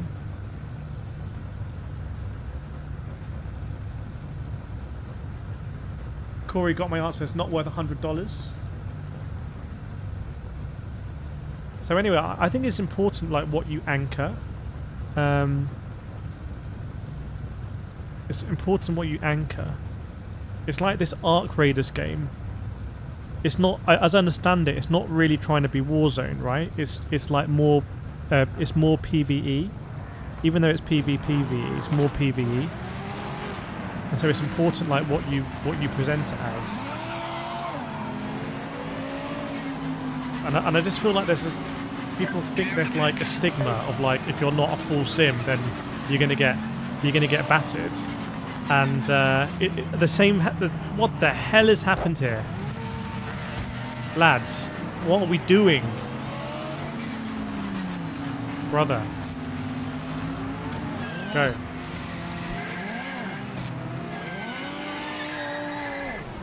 Two-second penalty for me. We see it with the F1 games where they seem to be terrified of the esports community. It's like, who cares? Just make a fun game for people to play.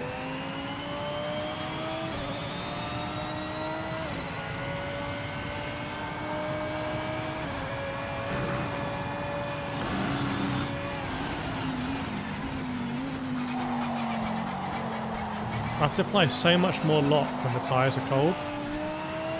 It's lucky I've got a really nice setup here, like ergonomics, because the amount of lock I'm applying, I wouldn't really be able to do on my Logitech. I wouldn't be able to do this on a round wheel, maybe. You made a poor pass to play. You made a poor. I don't know what that means. Make a fun game, but yeah, there's no shame in making something a simcade. Another game that I think got it wrong is Recreation, where they're like, yes, this is all burnout, burnout, burnout, burnout, burnout, and like actually I feel like Recreation is more like Trackmania. So I feel like they didn't anchor that right. Wreckfest 2 has done it right because obviously it's like Wreckfest.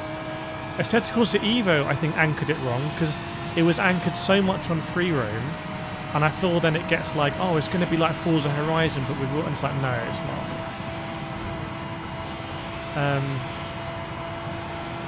I think Lemon Ultimate anchored itself right, which is like we're going to be like iRacing, but WEC. So I think they anchored themselves right.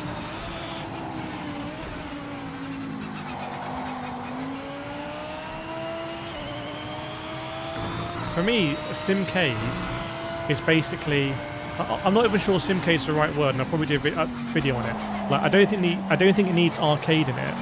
What I mean is, let's say you take a sim, okay, and you're simulating all this stuff. You're simulating all this stuff with the car, like the suspension. You're simulating the tyres. You're simulating the tarmac. You're simulating the time of day. You're simulating the air temperature, the track temperature, the air density. You're simulating all this stuff, and you're adding all these variables, right? Like if you were doing a calculation, you're just adding all these different variables. And I feel like what a Simcade does is say, we're just not going to simulate some of this stuff, and we're going to remove some of the variables, so it's just going to be more of a consistent experience. And I'm okay with that, because as long as it's a fun, consistent game to time trial or race online, this is quite a nice time of day. I like this. Also, I feel like Project Motor Racing.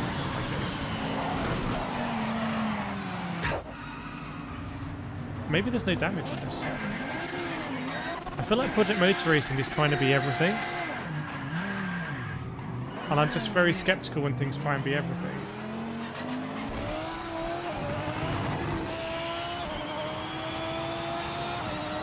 Talking about F1, have you seen the Sim Racing Show? Make sure you subscribe to the Sim Racing Show every week and my newsletter.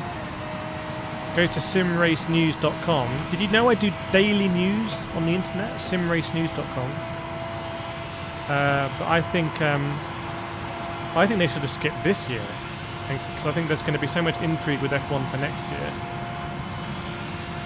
I also think they should do it for free as a massive thank you. They would get a lot of goodwill there if they did that nowadays. I can't drive this car at the moment. To be fair, my right rear is slightly warm.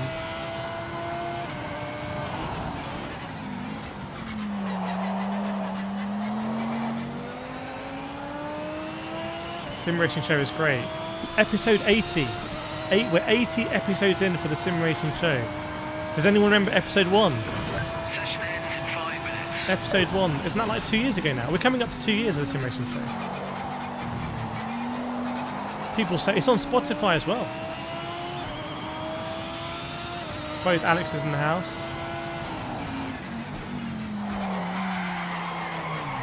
Also,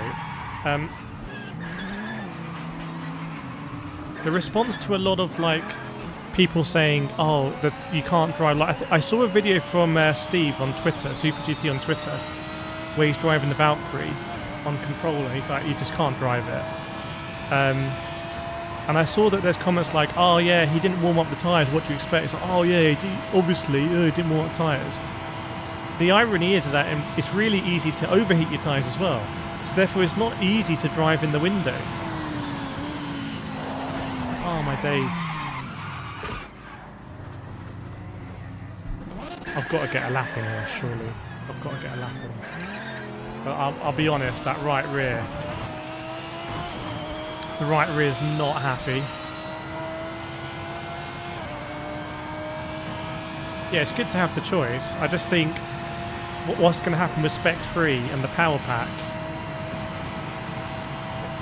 It's also disappointing when other games don't realise their potential, because it puts less pressure on Gran Turismo. There wasn't enough pressure on Gran Turismo, which meant that we didn't get the endurance aspect we needed in GT7.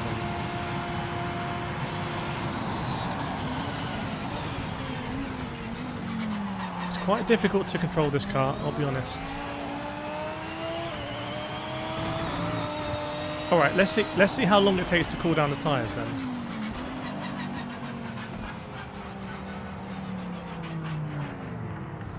3 minutes 5 seconds, probably.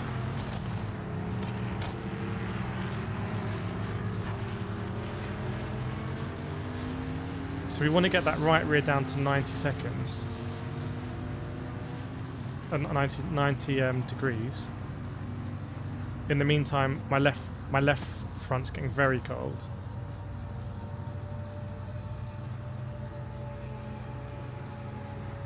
So it's basically 30 seconds of sitting there to cool it. And then immediately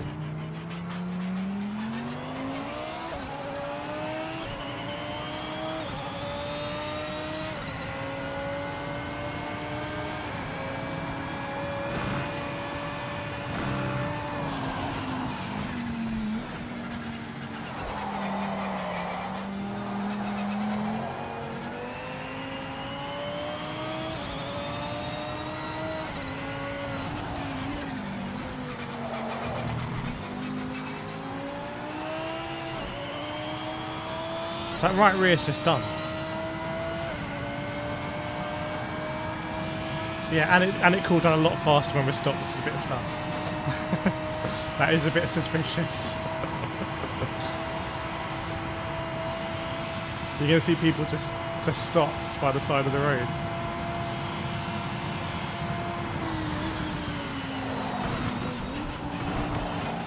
God, this chicane is like the worst thing to do in Project Motor Racing because you just lose all. You know, like you know when they send people to the moon, and you go on the dark side of the moon. It's like there's no radio contact. That's what it feels like in that chicane. Like you come in, like here I can feel the car, but as soon as you turn it in, it's like yeah, I'll see you on the other side hopefully, because we're going to lose connection here. 1 minute to go.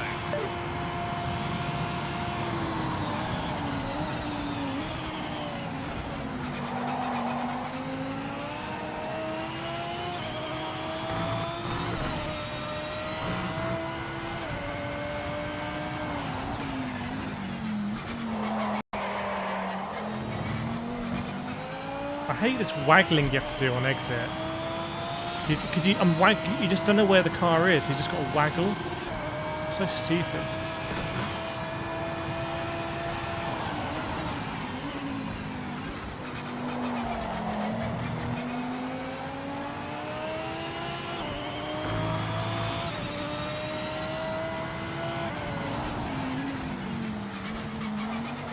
Oh, come on, man.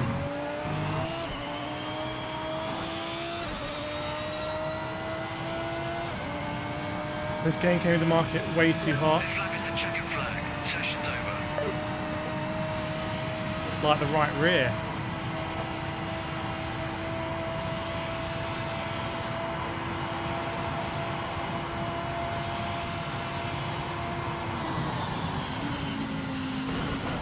Oh. Just got on those mediums for the race.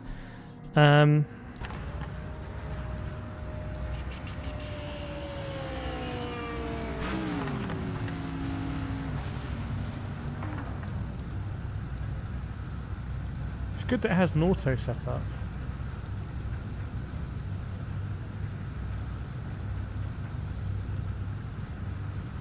So is it saying 4 litres a lap? 4 litres a lap. There's 2 minutes, so 5 laps, maybe 6 laps. So 24 litres. Isn't that kind of what we had?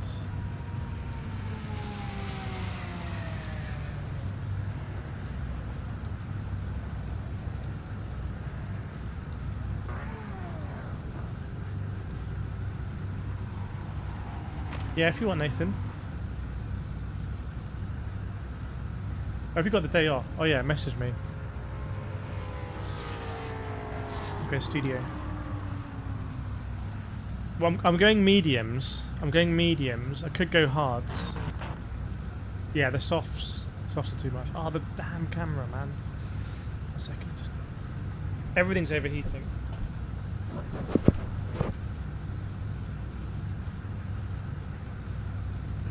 Also on fire.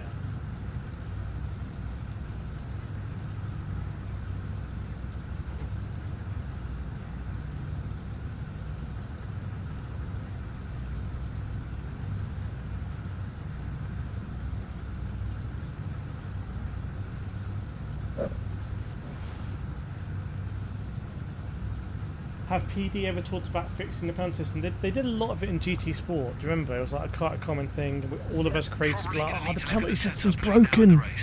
And then they'd change it and we'd all be like, the penalty system's broken. And they change it back. And it must be so frustrating for them. Why so hot? I think the PC. I think the Alienware. It's just exhausting fumes. Are you on hards, are you? Ah. What are the hards saying?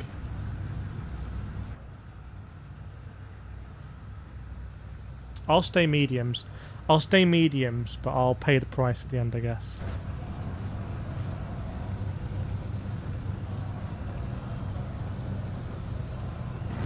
Let's see what happens.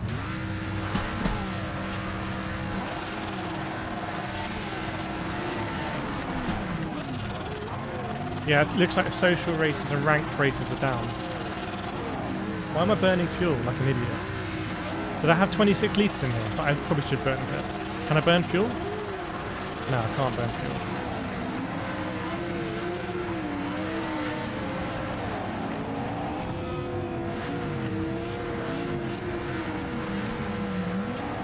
Yeah, standing start. I don't actually mind standing starts, to be fair. I always do standing starts in my lobbies.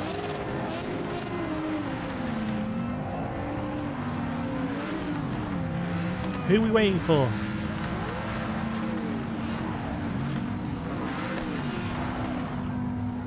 It's a cacophony.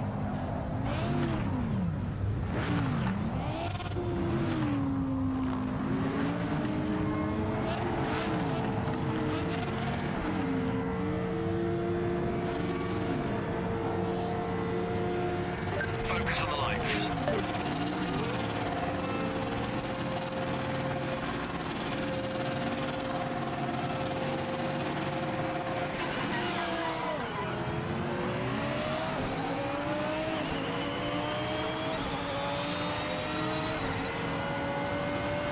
Ah!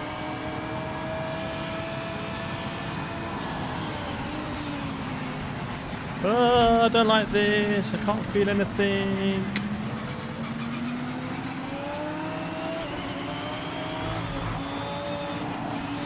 I don't know where anyone is.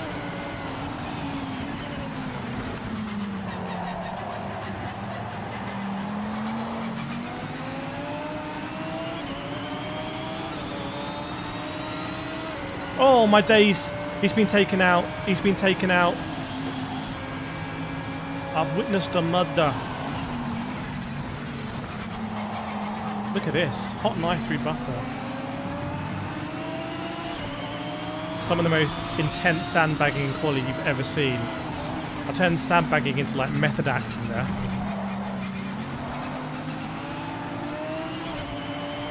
Our fellow Lambo. Hot knob behind us.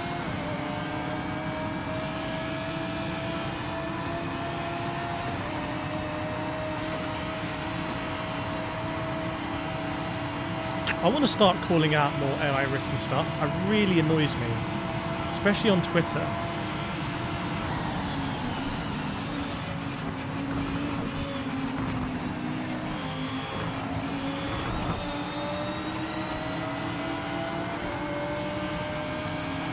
Make way, please. Yeah, make way. Yeah, faster car coming through. Faster car.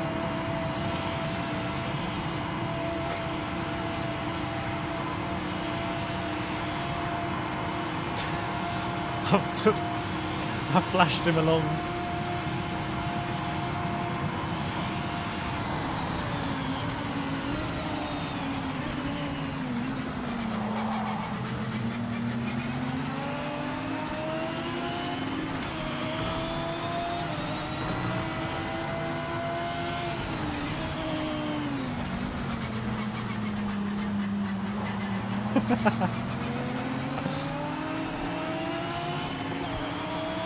Faster class coming through.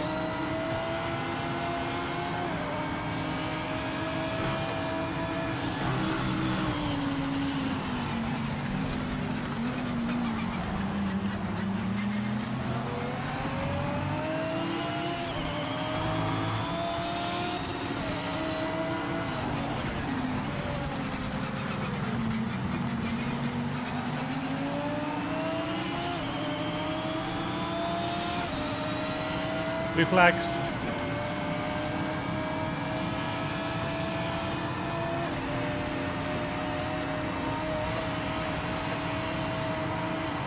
That Mercedes is faster than us.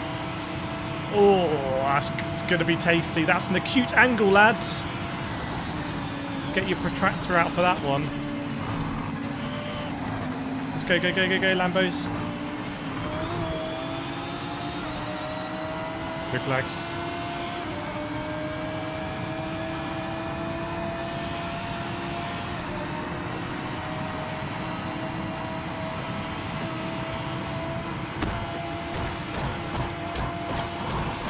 I've got an AMG up my butt.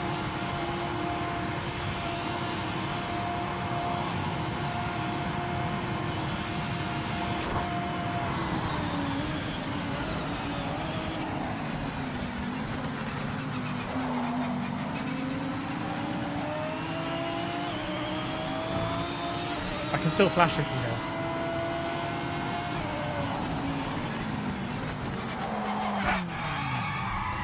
Brother.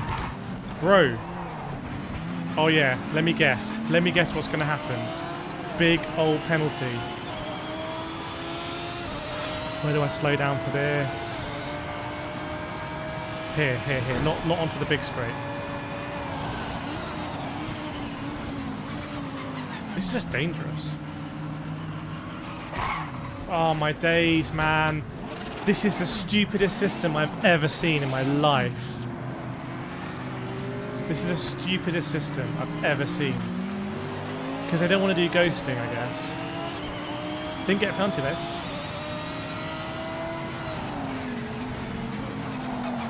Halfway through the race.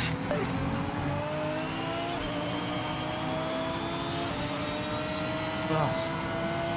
Welcome, Miniman Cam. Yeah, I can't drive the AMG though. Just can't feel like... Feels like you're driving the front end like through a fax machine.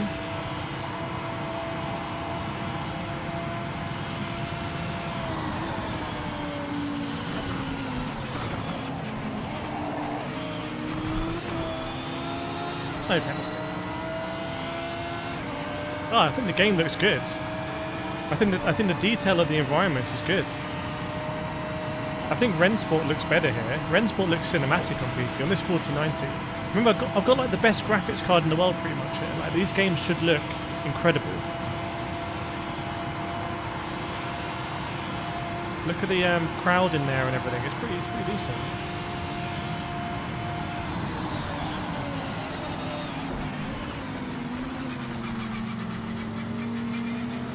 Track limit? Nope.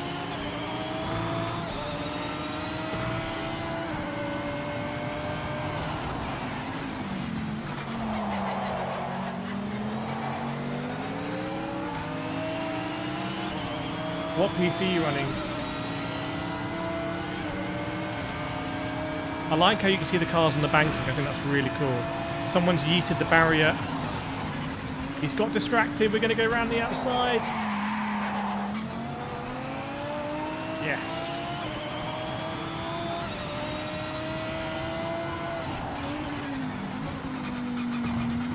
I mean, how is this compared to a GT7 daily race?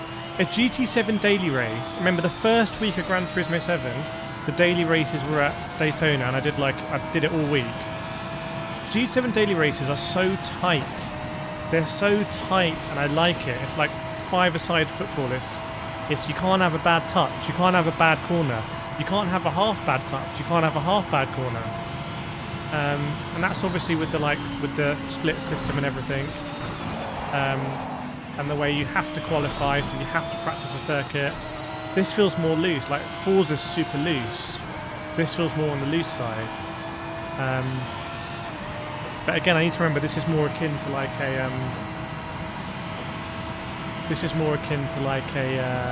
GT7 open lobby.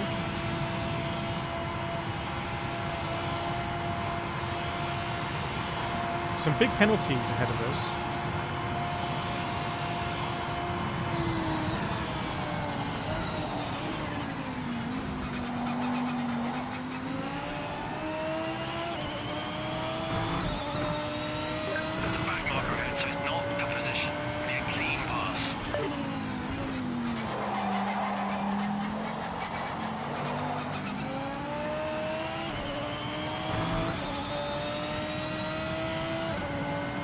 Who's this? Who's this?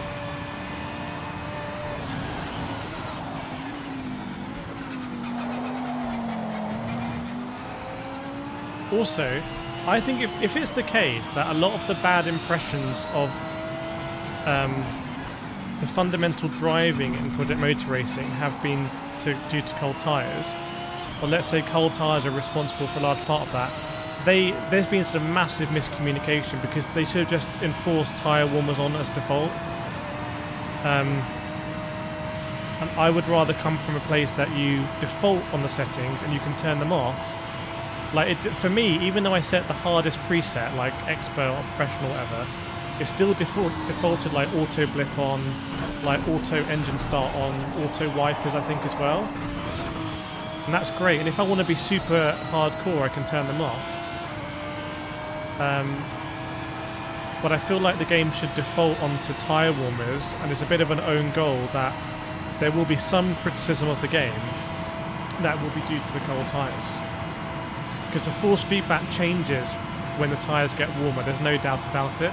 And now I reckon we're going to have a situation where they're going to have to completely rework the force feedback, because they're going to have to make drastic changes to satisfy people, whereas and they're going to end up throwing the whole thing, the baby out with the bathwater.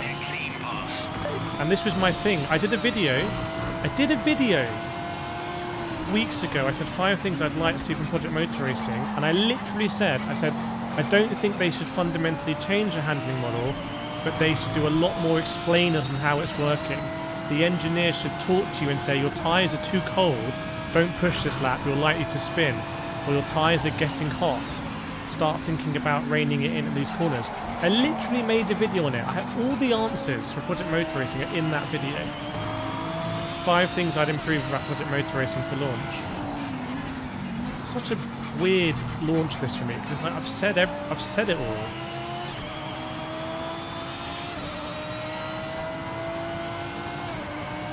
It's a settings bug. Oh, I've heard it all before. Is it coming in the day 3 patch? Guy behind me with no lights. Oh, there is a guy behind me with no lights. It's an AMG. Let's go dark as well. Go in dark.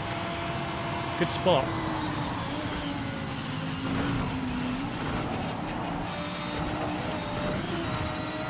Good spot.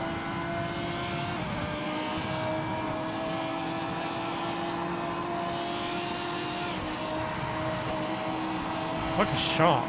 It's like a shark just following you. Like you're swimming. The shark's just following you as fast as it can, but it looks effortless. But if you know, if he gets you, it's all over. But you're not going to get us.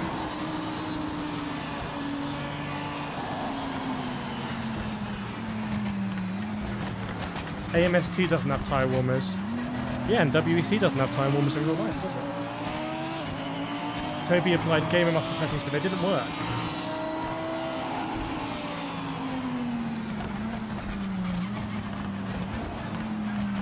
We're good on fuel,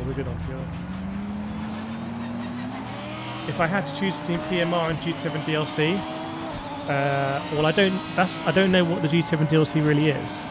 And I don't know the price of GT7 DLC.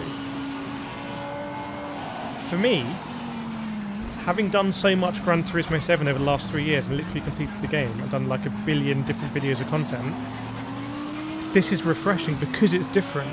And again, that's what I was saying at the Sim Racing Expo. I was like, for me personally, I will enjoy the fact it's challenging because that's interesting for me to work out what's going on. But I think most people, that's just going to be a waste of time. Like spending time in the settings menu and everything. The game should help you understand what's happening. It should let you know the tyres are cold. So I don't think it's a win for Project Motor Racing if it's like, all those people who were crashing the cars is because the tyres were cold, obviously. That's not a win. That's a failure to explain to people that, by the way, your tyres are going to be cold. Because if you come from GT7 land, you're not expected to know all that. Toby says changing FFB feels completely changed the game. That's better. Here we go again. Here we go again. T598 performed well. Did you get the gear jolt? That was quite fun. I enjoyed that. It's hot in this room. That camera's going to go again. It's super hot in here. It must be like 40 degrees in this room. Ooh.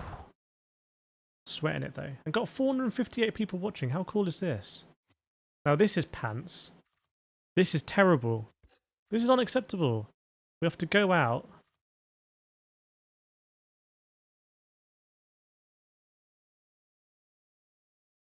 I'm going to do it.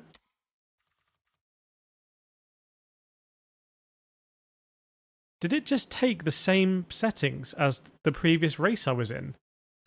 And not my actual one? What? Hello, let's do Spa. That's really weird.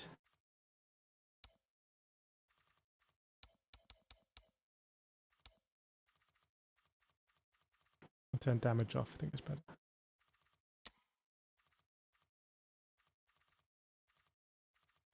Everyone, just get rid of qualifying, please. Practice. Just do that.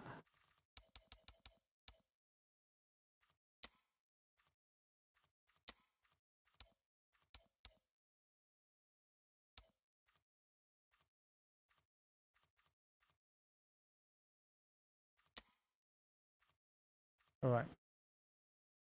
Control what Toby said. Yeah, but you haven't said what it is. Like, what setting is it? And also, weirdly, I can't go in my settings here. Can I go if I go here? Yeah, now I can. That's interesting. It's interesting how that menu layout works then.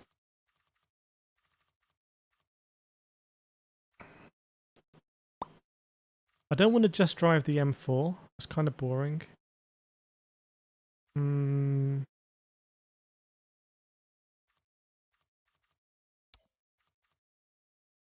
Let's try the Mustang.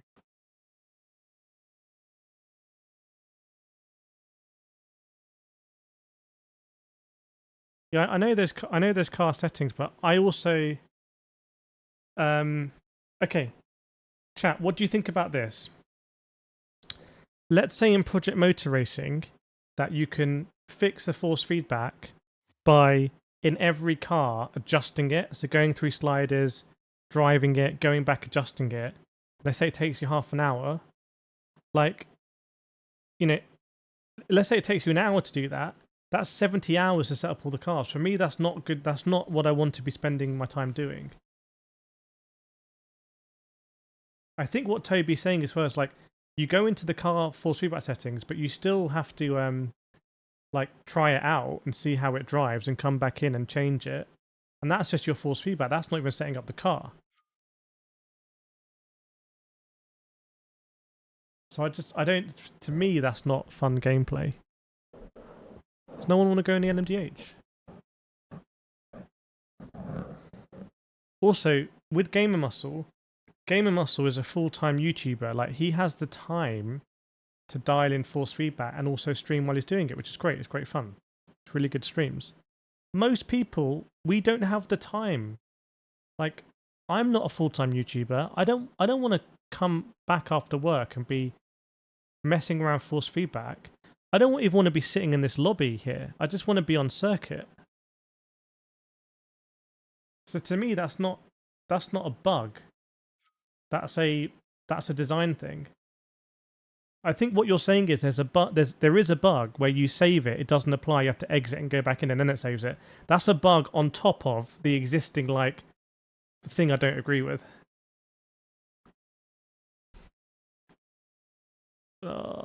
It's not really populating.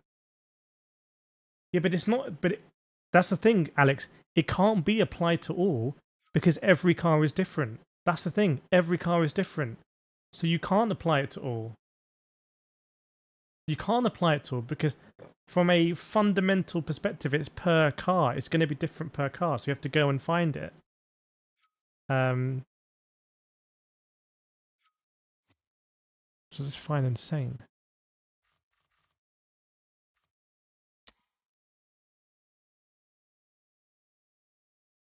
Exactly, Toby. That's why it's on every car, because that's how the game is built. The game is built with force feedback per car.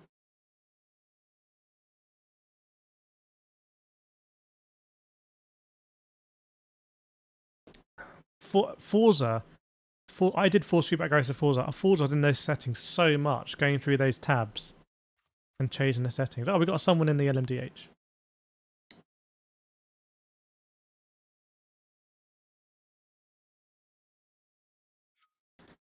Dante, you can't ask for a full hardcore sim. I don't want a full hardcore sim. I don't want a full hardcore sim. I want a fun crossplay sim racing game where I can get in and drive with cars that are nice setup, or I want preset settings like in iRacing. But I don't need any more hardcore sims. I don't need Rensport to be a hardcore sim.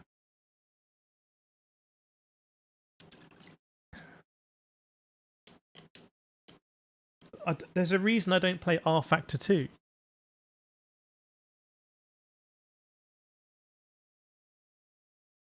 Dante, well, you can't ask for a full hardcore sim.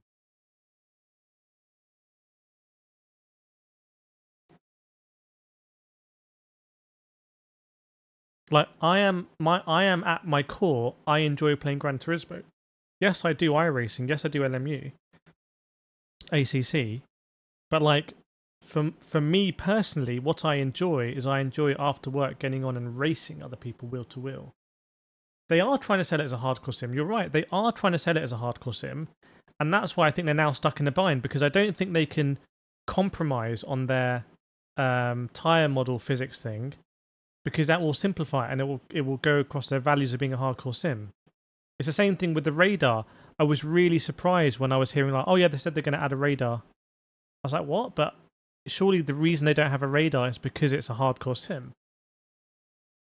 iRacing Arcade is not an iRacing game, really. I've played iRacing Arcade.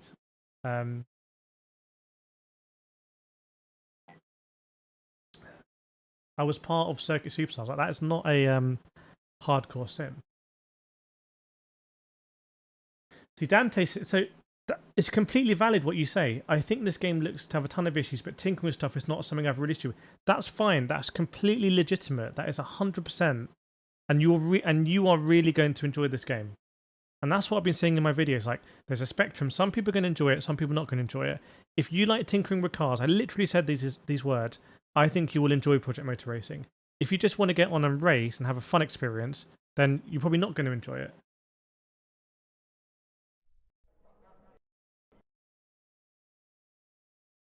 My game has crashed. Oh my days. Oh. You know what? I'm going to boot up Rensport. I want to see what Rensport's saying. Let's see if I can boot up Rensport. I want to see how different it feels.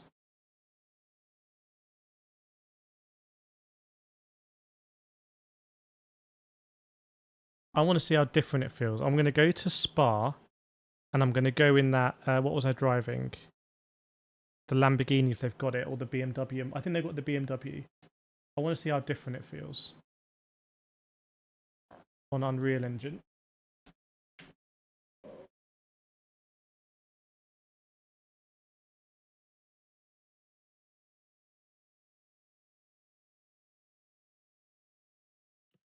Failed to communicate with game's backend. Oh my days. And I can't do this fast login. What? I've got to log in. And it says scan code and there's no code to scan. I'm just despairing, man. Like, I just want to race.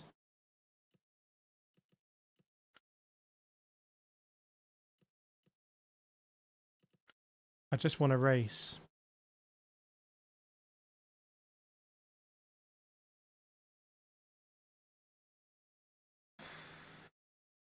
No worries, Lincoln. Is your keyboard okay?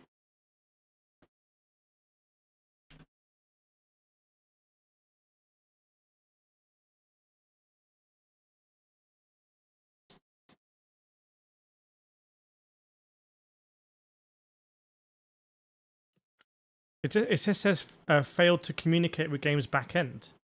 Like, I can't even log in. It just gives me a swirling thing. Because it got downtime or something. Alright, well, I'm not doing that then. Escape. Go back to Project Motor Racing. Why does gaming have to be like so complicated these days?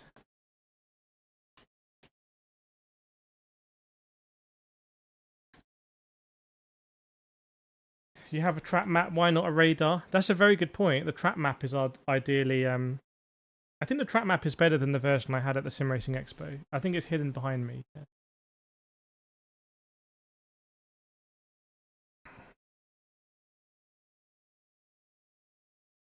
Oh, it's hot in this room.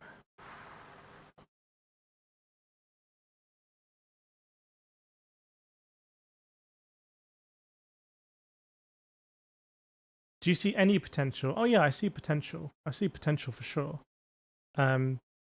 for example, add a radar, have the tyres warm, don't have such an aggressive window of narrow window for the tyres, no operating range. Get rid of all of these like lobby loading screens, get people into practice. Sort out the penalty system so it works out contacts and then track cuts and everything. You're already going a long way there. I think you can already go a long way without changing the handling model at all. Then the AI to me is like, they might never be able to change the AI. That's such a big thing to do. Honestly, there's nothing better than GT7 as a hop on and play game. Also, my wheel is connected via SimHub, but I'm not getting any stuff through my wheel.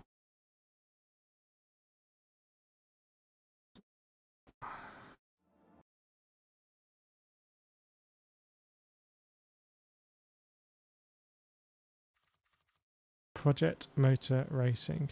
Already, the single player doesn't really interest me that much. But that's just me. The concept of being in like in a very aggressive train.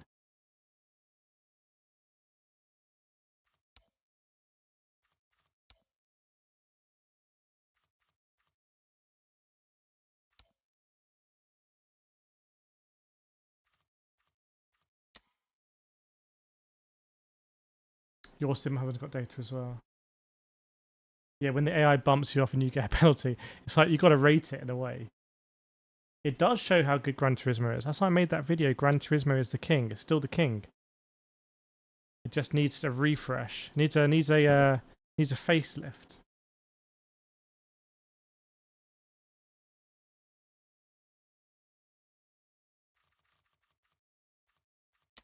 I mean, all this stuff is like properly janky. I've got a real urge for fish and chips. Anyone who's in the US, do you have fish and chips? You don't. Is fish and chips really a thing? I guess you don't have that kind of fish. Joshua, I bought this for PS5, was excited. I'll be racing, then my car ran me through the race. Is that, you mean through the tyres, or? Oh, you do? Okay, cool. Where do you get the fish from? Yeah, good one. It's true, Uncle Bob. How are there only 3 lobbies in this game? It's midnight. How is it midnight? It's midnight. Got PMR on my downloads, can't be bothered installing. That's a bit brutal. How's there only 3 lobbies? And I can't join them. So the social stuff ain't working. Let's try this. Let's try it. Let's try it. Select vehicle. Confirm. Okay, come on. Let's go. Let's go. You live in Ohio. Fish and chips is terrible here. I just got that urge for like fish and chips.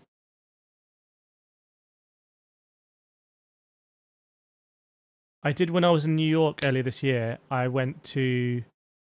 What's that market in Chelsea I like going to?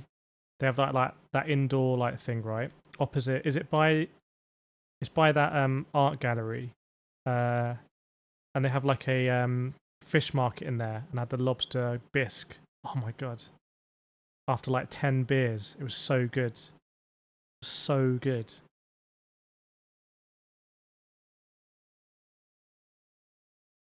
Yeah, I agree, Uncle. I said that before GT7 that they need to add setup sharing, and I was told no. Kaz wants people to do it by pen and paper.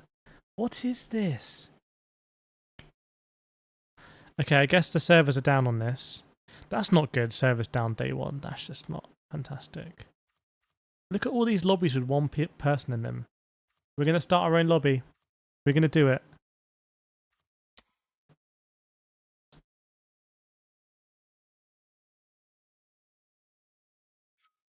Race car, love fish and chips. Got some East Coast.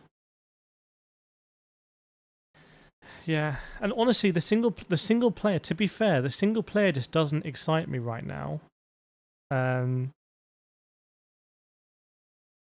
We haven't done career. I'm not really that sort of, but I feel like we should do a series of career.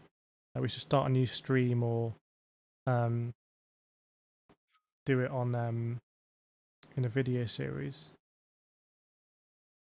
I've got SimHub, but but it's not working.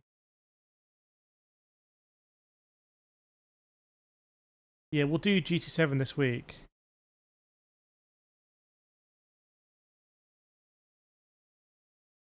But honestly, I'm more worried about this than the handling, because I think, because I spent so much time, I was in Germany and here, I think I kind of understand the handling.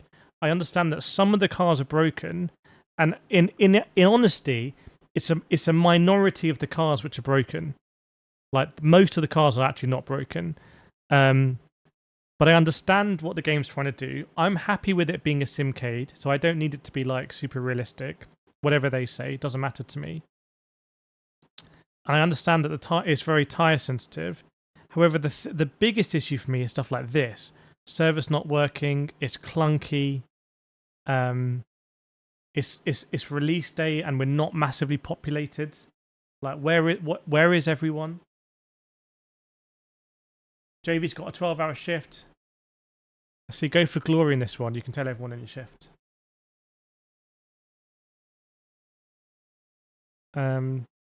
It's just like, can I be? I think the best way of putting it is: was anyone subscribed to this channel in March 2022 when Gran Turismo 7 came out? Does anyone remember the excitement of that first week of daily races at Daytona? Lobbies were popping off. There were big names in there. Like, the lobbies it was just stacked. You know, it's a stacked A+ top to bottom. I'm racing like world champions in there. Does anyone remember that? It was like big. It felt big. It felt exciting. And so this is so different. That's what worries me.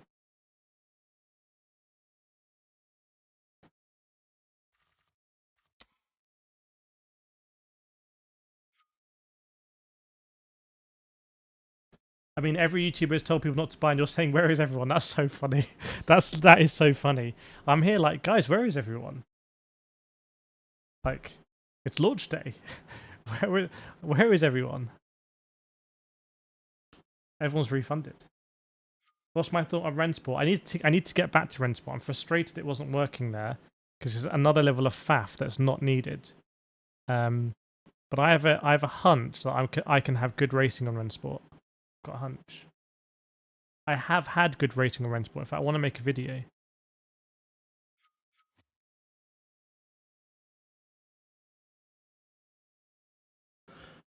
Oh, right.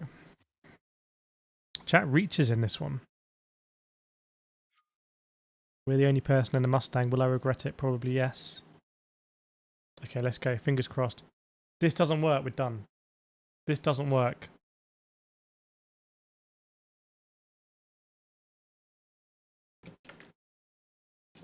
It's still shocking because peak was 2K on PC, and that's not even console.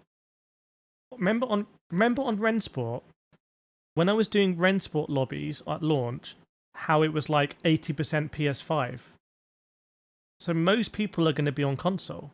So is the crossplay even working?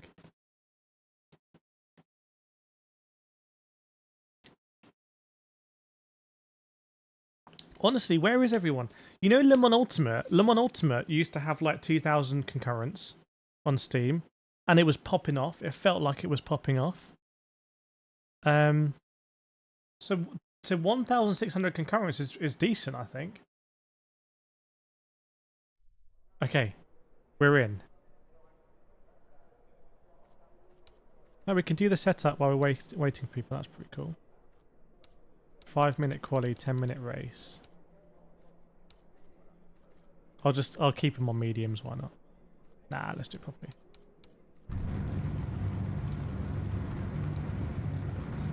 Okay, here we go.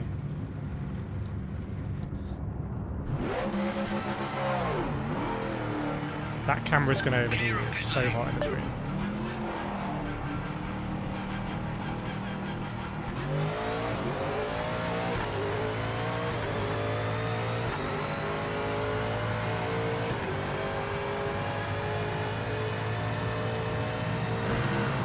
Is it me or I can't see any consoles? I can't see any crossplay because it looks like they're all PCs and some people on controller. if I'm interpreting the hieroglyphics correctly.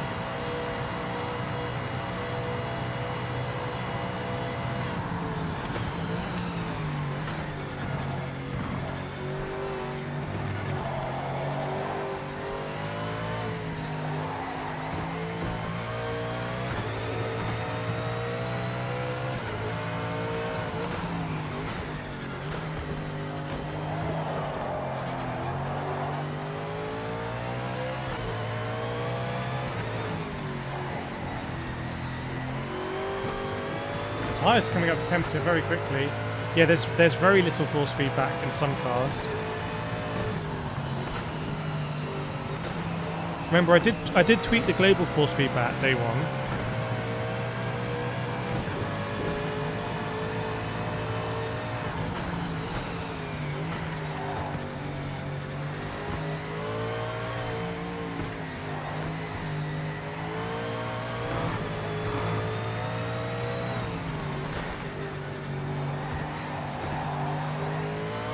But the thing is, I've driven a Ferrari 488 GT in America.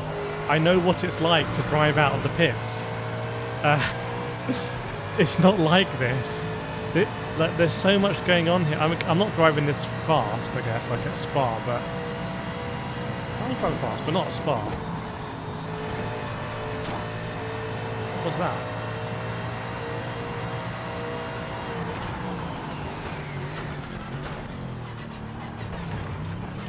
But the 488 was very predictable. It was extremely predictable.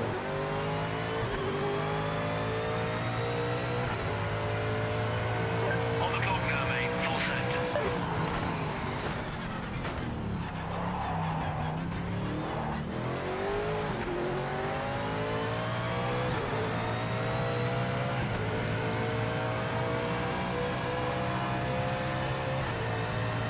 Eau Rouge is a great example because you're not that connected with the car, you don't really know what to do up Eau Rouge.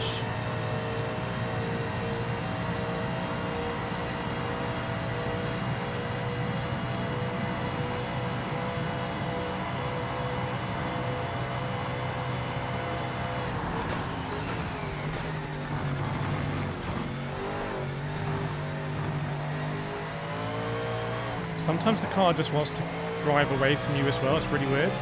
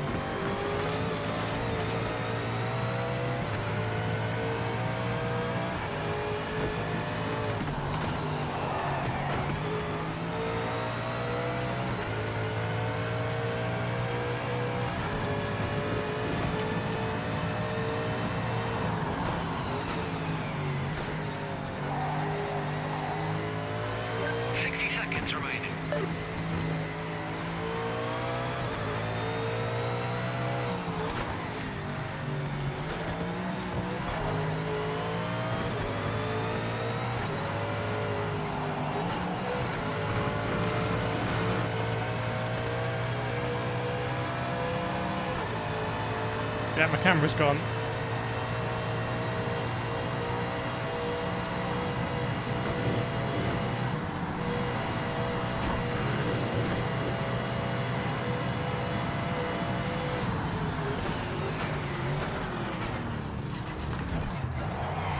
Oh, my days, man. That's all me. That's all me.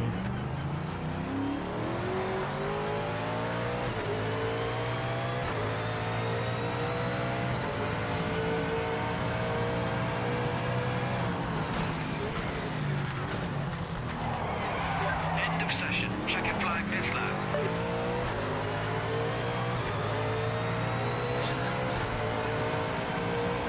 Everything's hot. Everything's hot.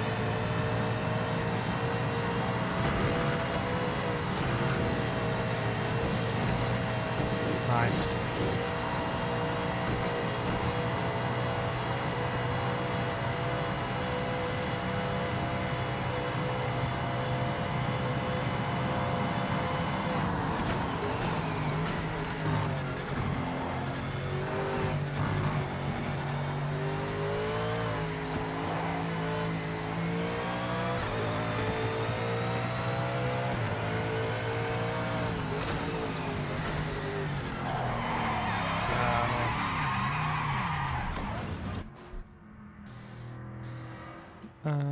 What's happening with my mouse?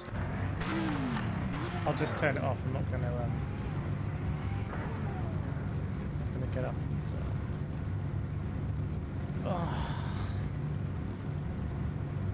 Turn off these flashes and settings. I don't know what setting it is. Let me know what setting it is. Flashing.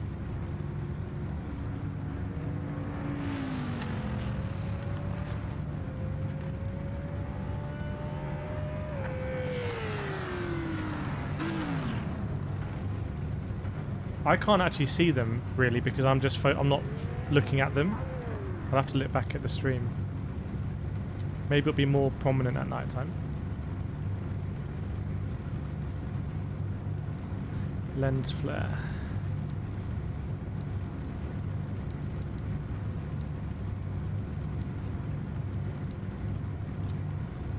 Let's see now.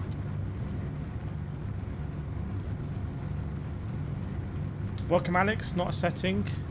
It's funny. I was just thinking. We were talking about SimCade and everything, and like how nothing wants to come out now and not be a sim. And I was thinking the one people I've spoken to are like, yeah, we're not a sim.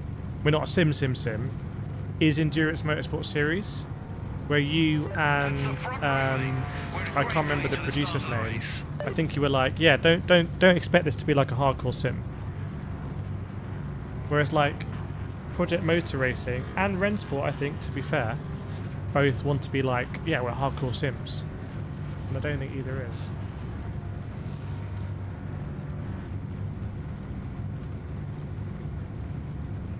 Op Knob is first.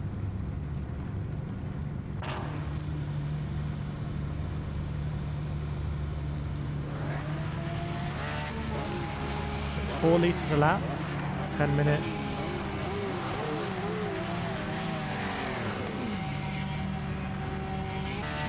I think that's plenty, we'll just keep like that.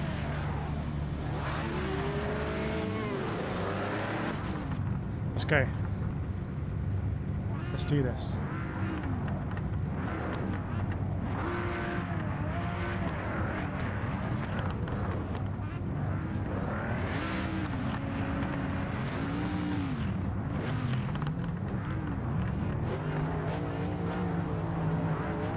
See, now you don't know if it's me, if I've swapped out and the Stig's got in.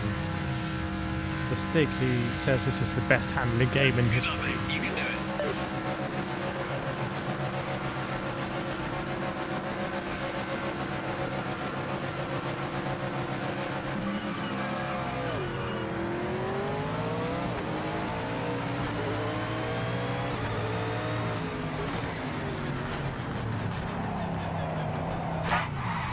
How did I know that was going to...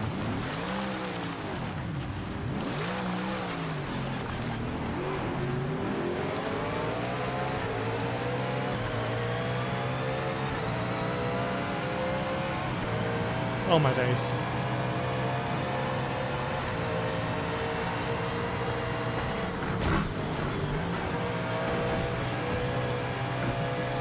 Huge.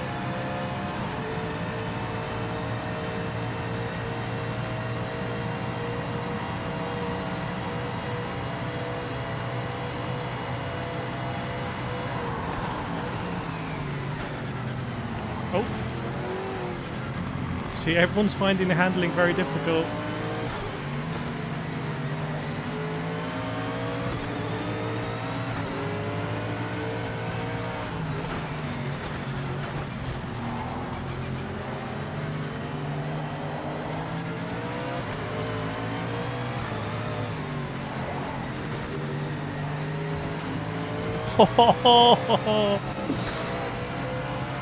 Take down.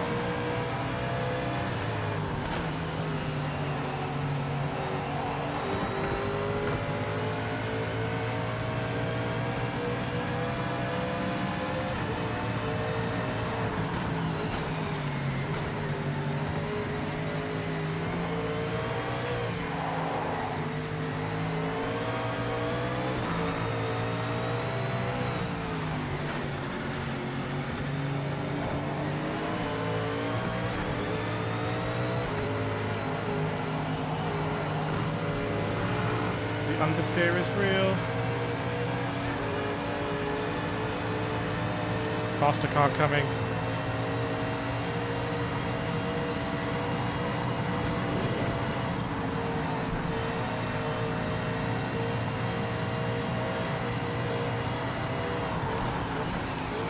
Oh my days, that's strong, mate. That's strong. That's strong. Like, respect for the attempt.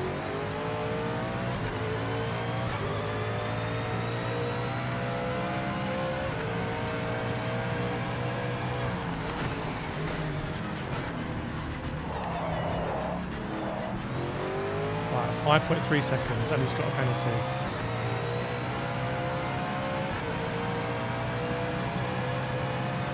Oh, we're on the softs. We're on the softs, lads.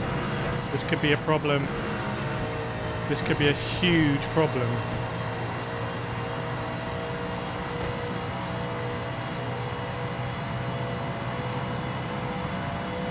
This could be a huge issue.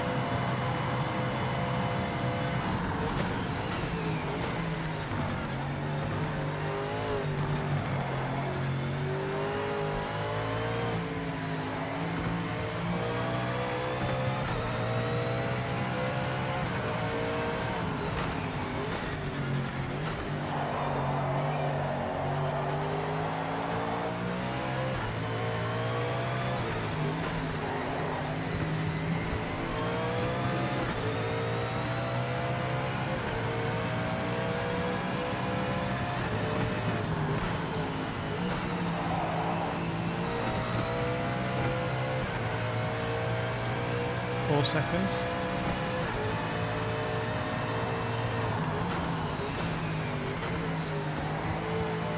It's going to go into dawn, isn't it?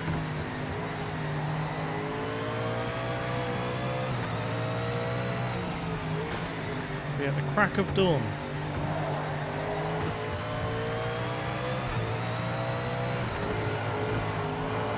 Good. Look at that front left. Front left's getting battered. That's a back marker ahead, so it's not the position. Be a clean pass.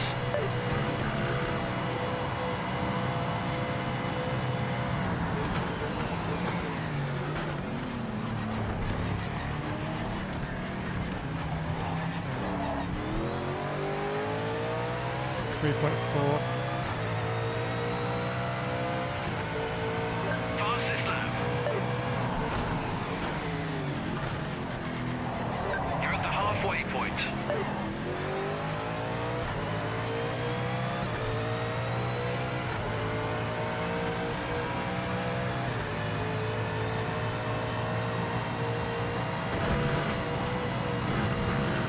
Hopefully it's going to be a beautiful sunrise. It's going to be emotional. Doing like a mini 24 hours there.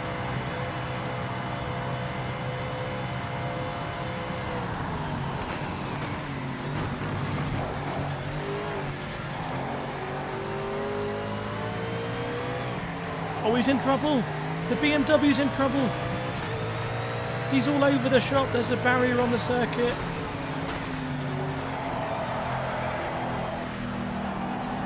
The sun's coming up.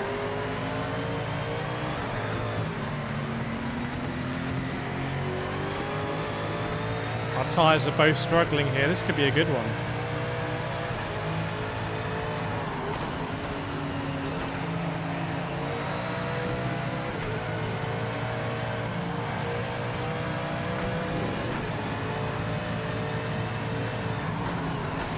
Just imagine this is a 24-hour race and, like, you know, this is the battle for the lead, like within a second as the sun's coming up. We're approaching the end of the race.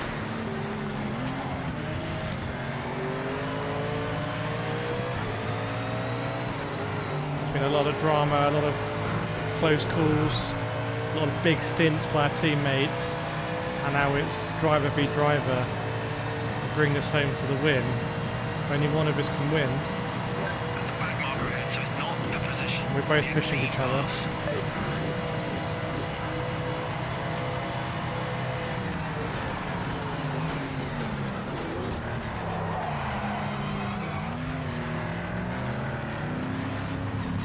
We're both struggling.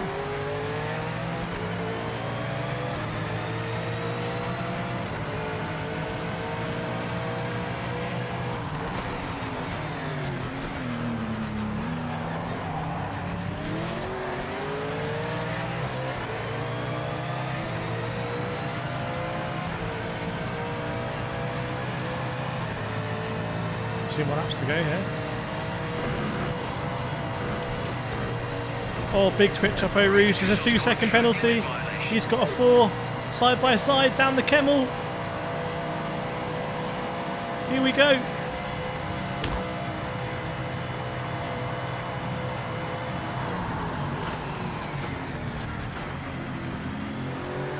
I have no idea where he is.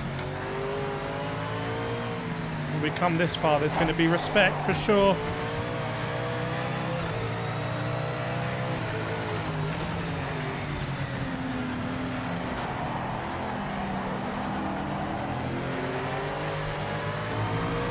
Oh, the Mustang goes for an insane move.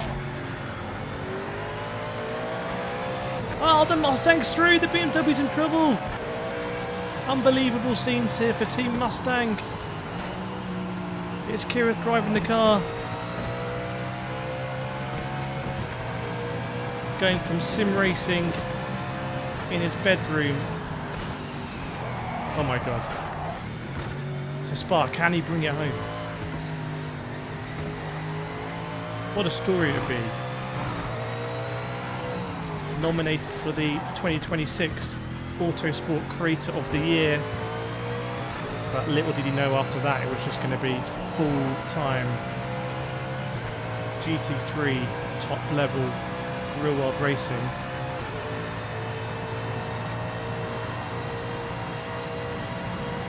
We're coming up to a back marker. They were all over the track a few laps back, so be careful getting past.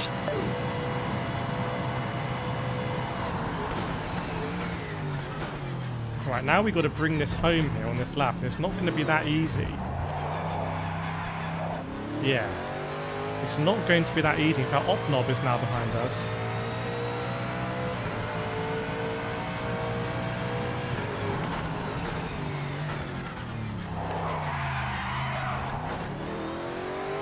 Nice. Nice drive.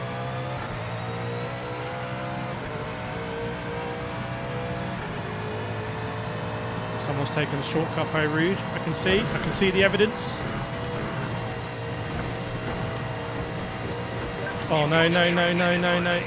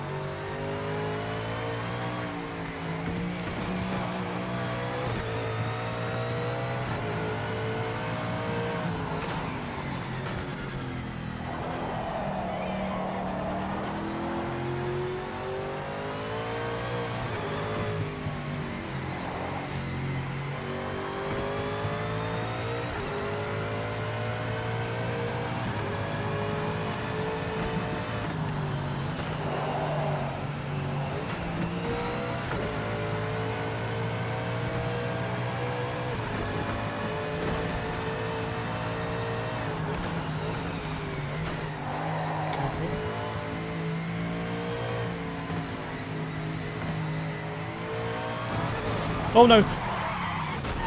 Race officials noted a track limit violation. Bit harsh, but okay.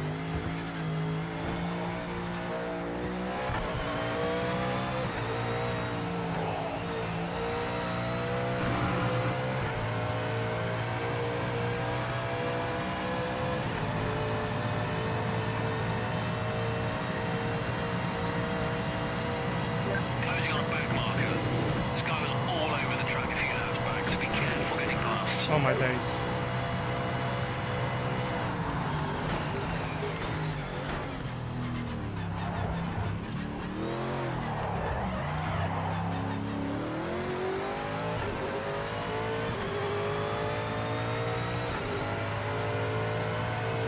Another victory. Another victory, everyone. Another victory.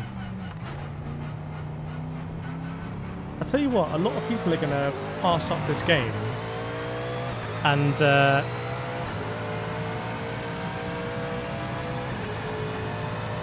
I mean that's not bad. Great job bringing it home.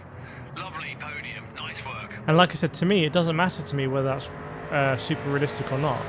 I'm just going around Spa in a GT3. I unironically like driving Spa in GT3s. Welcome, whatever. Yeah. So, I mean, if you guys want to see me do more Project Motor Racing, let me know. These aren't sponsored videos. So, can do whatever, but that's not bad. Oh, I'll tell you what, it's hot here. It's hot. Super hot. Everything's breaking. So I'm going to wrap it there. But yeah, join the Discord. If you want to see more Project Motor Racing, join Discord, www.simracingdiscord.com. I'll put it in the chat here. I think it's just too hot right now to do, like, metaphorically speaking, to do Project Motor Racing. It's just too hot. I think the same with Rennsport. I think I'm going to do some Rennsport. I'm going to do some Project Motor Racing. They're new games. I want to try them. Maybe I'll get in contact with Project Motor Racing and give them some feedback as well. Cool, everyone. Well, it's been fun. I'm going to wrap it up there. I still exist, even though everything's broken. So, yeah, thanks a lot for joining. It's been a fun few days. I think there'll be a sim racing show tomorrow, which will be great. And some more cool content coming up. Maybe some more Black Friday content as well. But, yeah, watch the stream from the beginning for the emergency statement. Otherwise, everyone, I appreciate you supporting. Appreciate all the subscribers, all the members, the donations we had as well, just everyone being in the chat. Thanks a lot for joining, and I will see you tomorrow, whether in a video or live or something. I will see you then.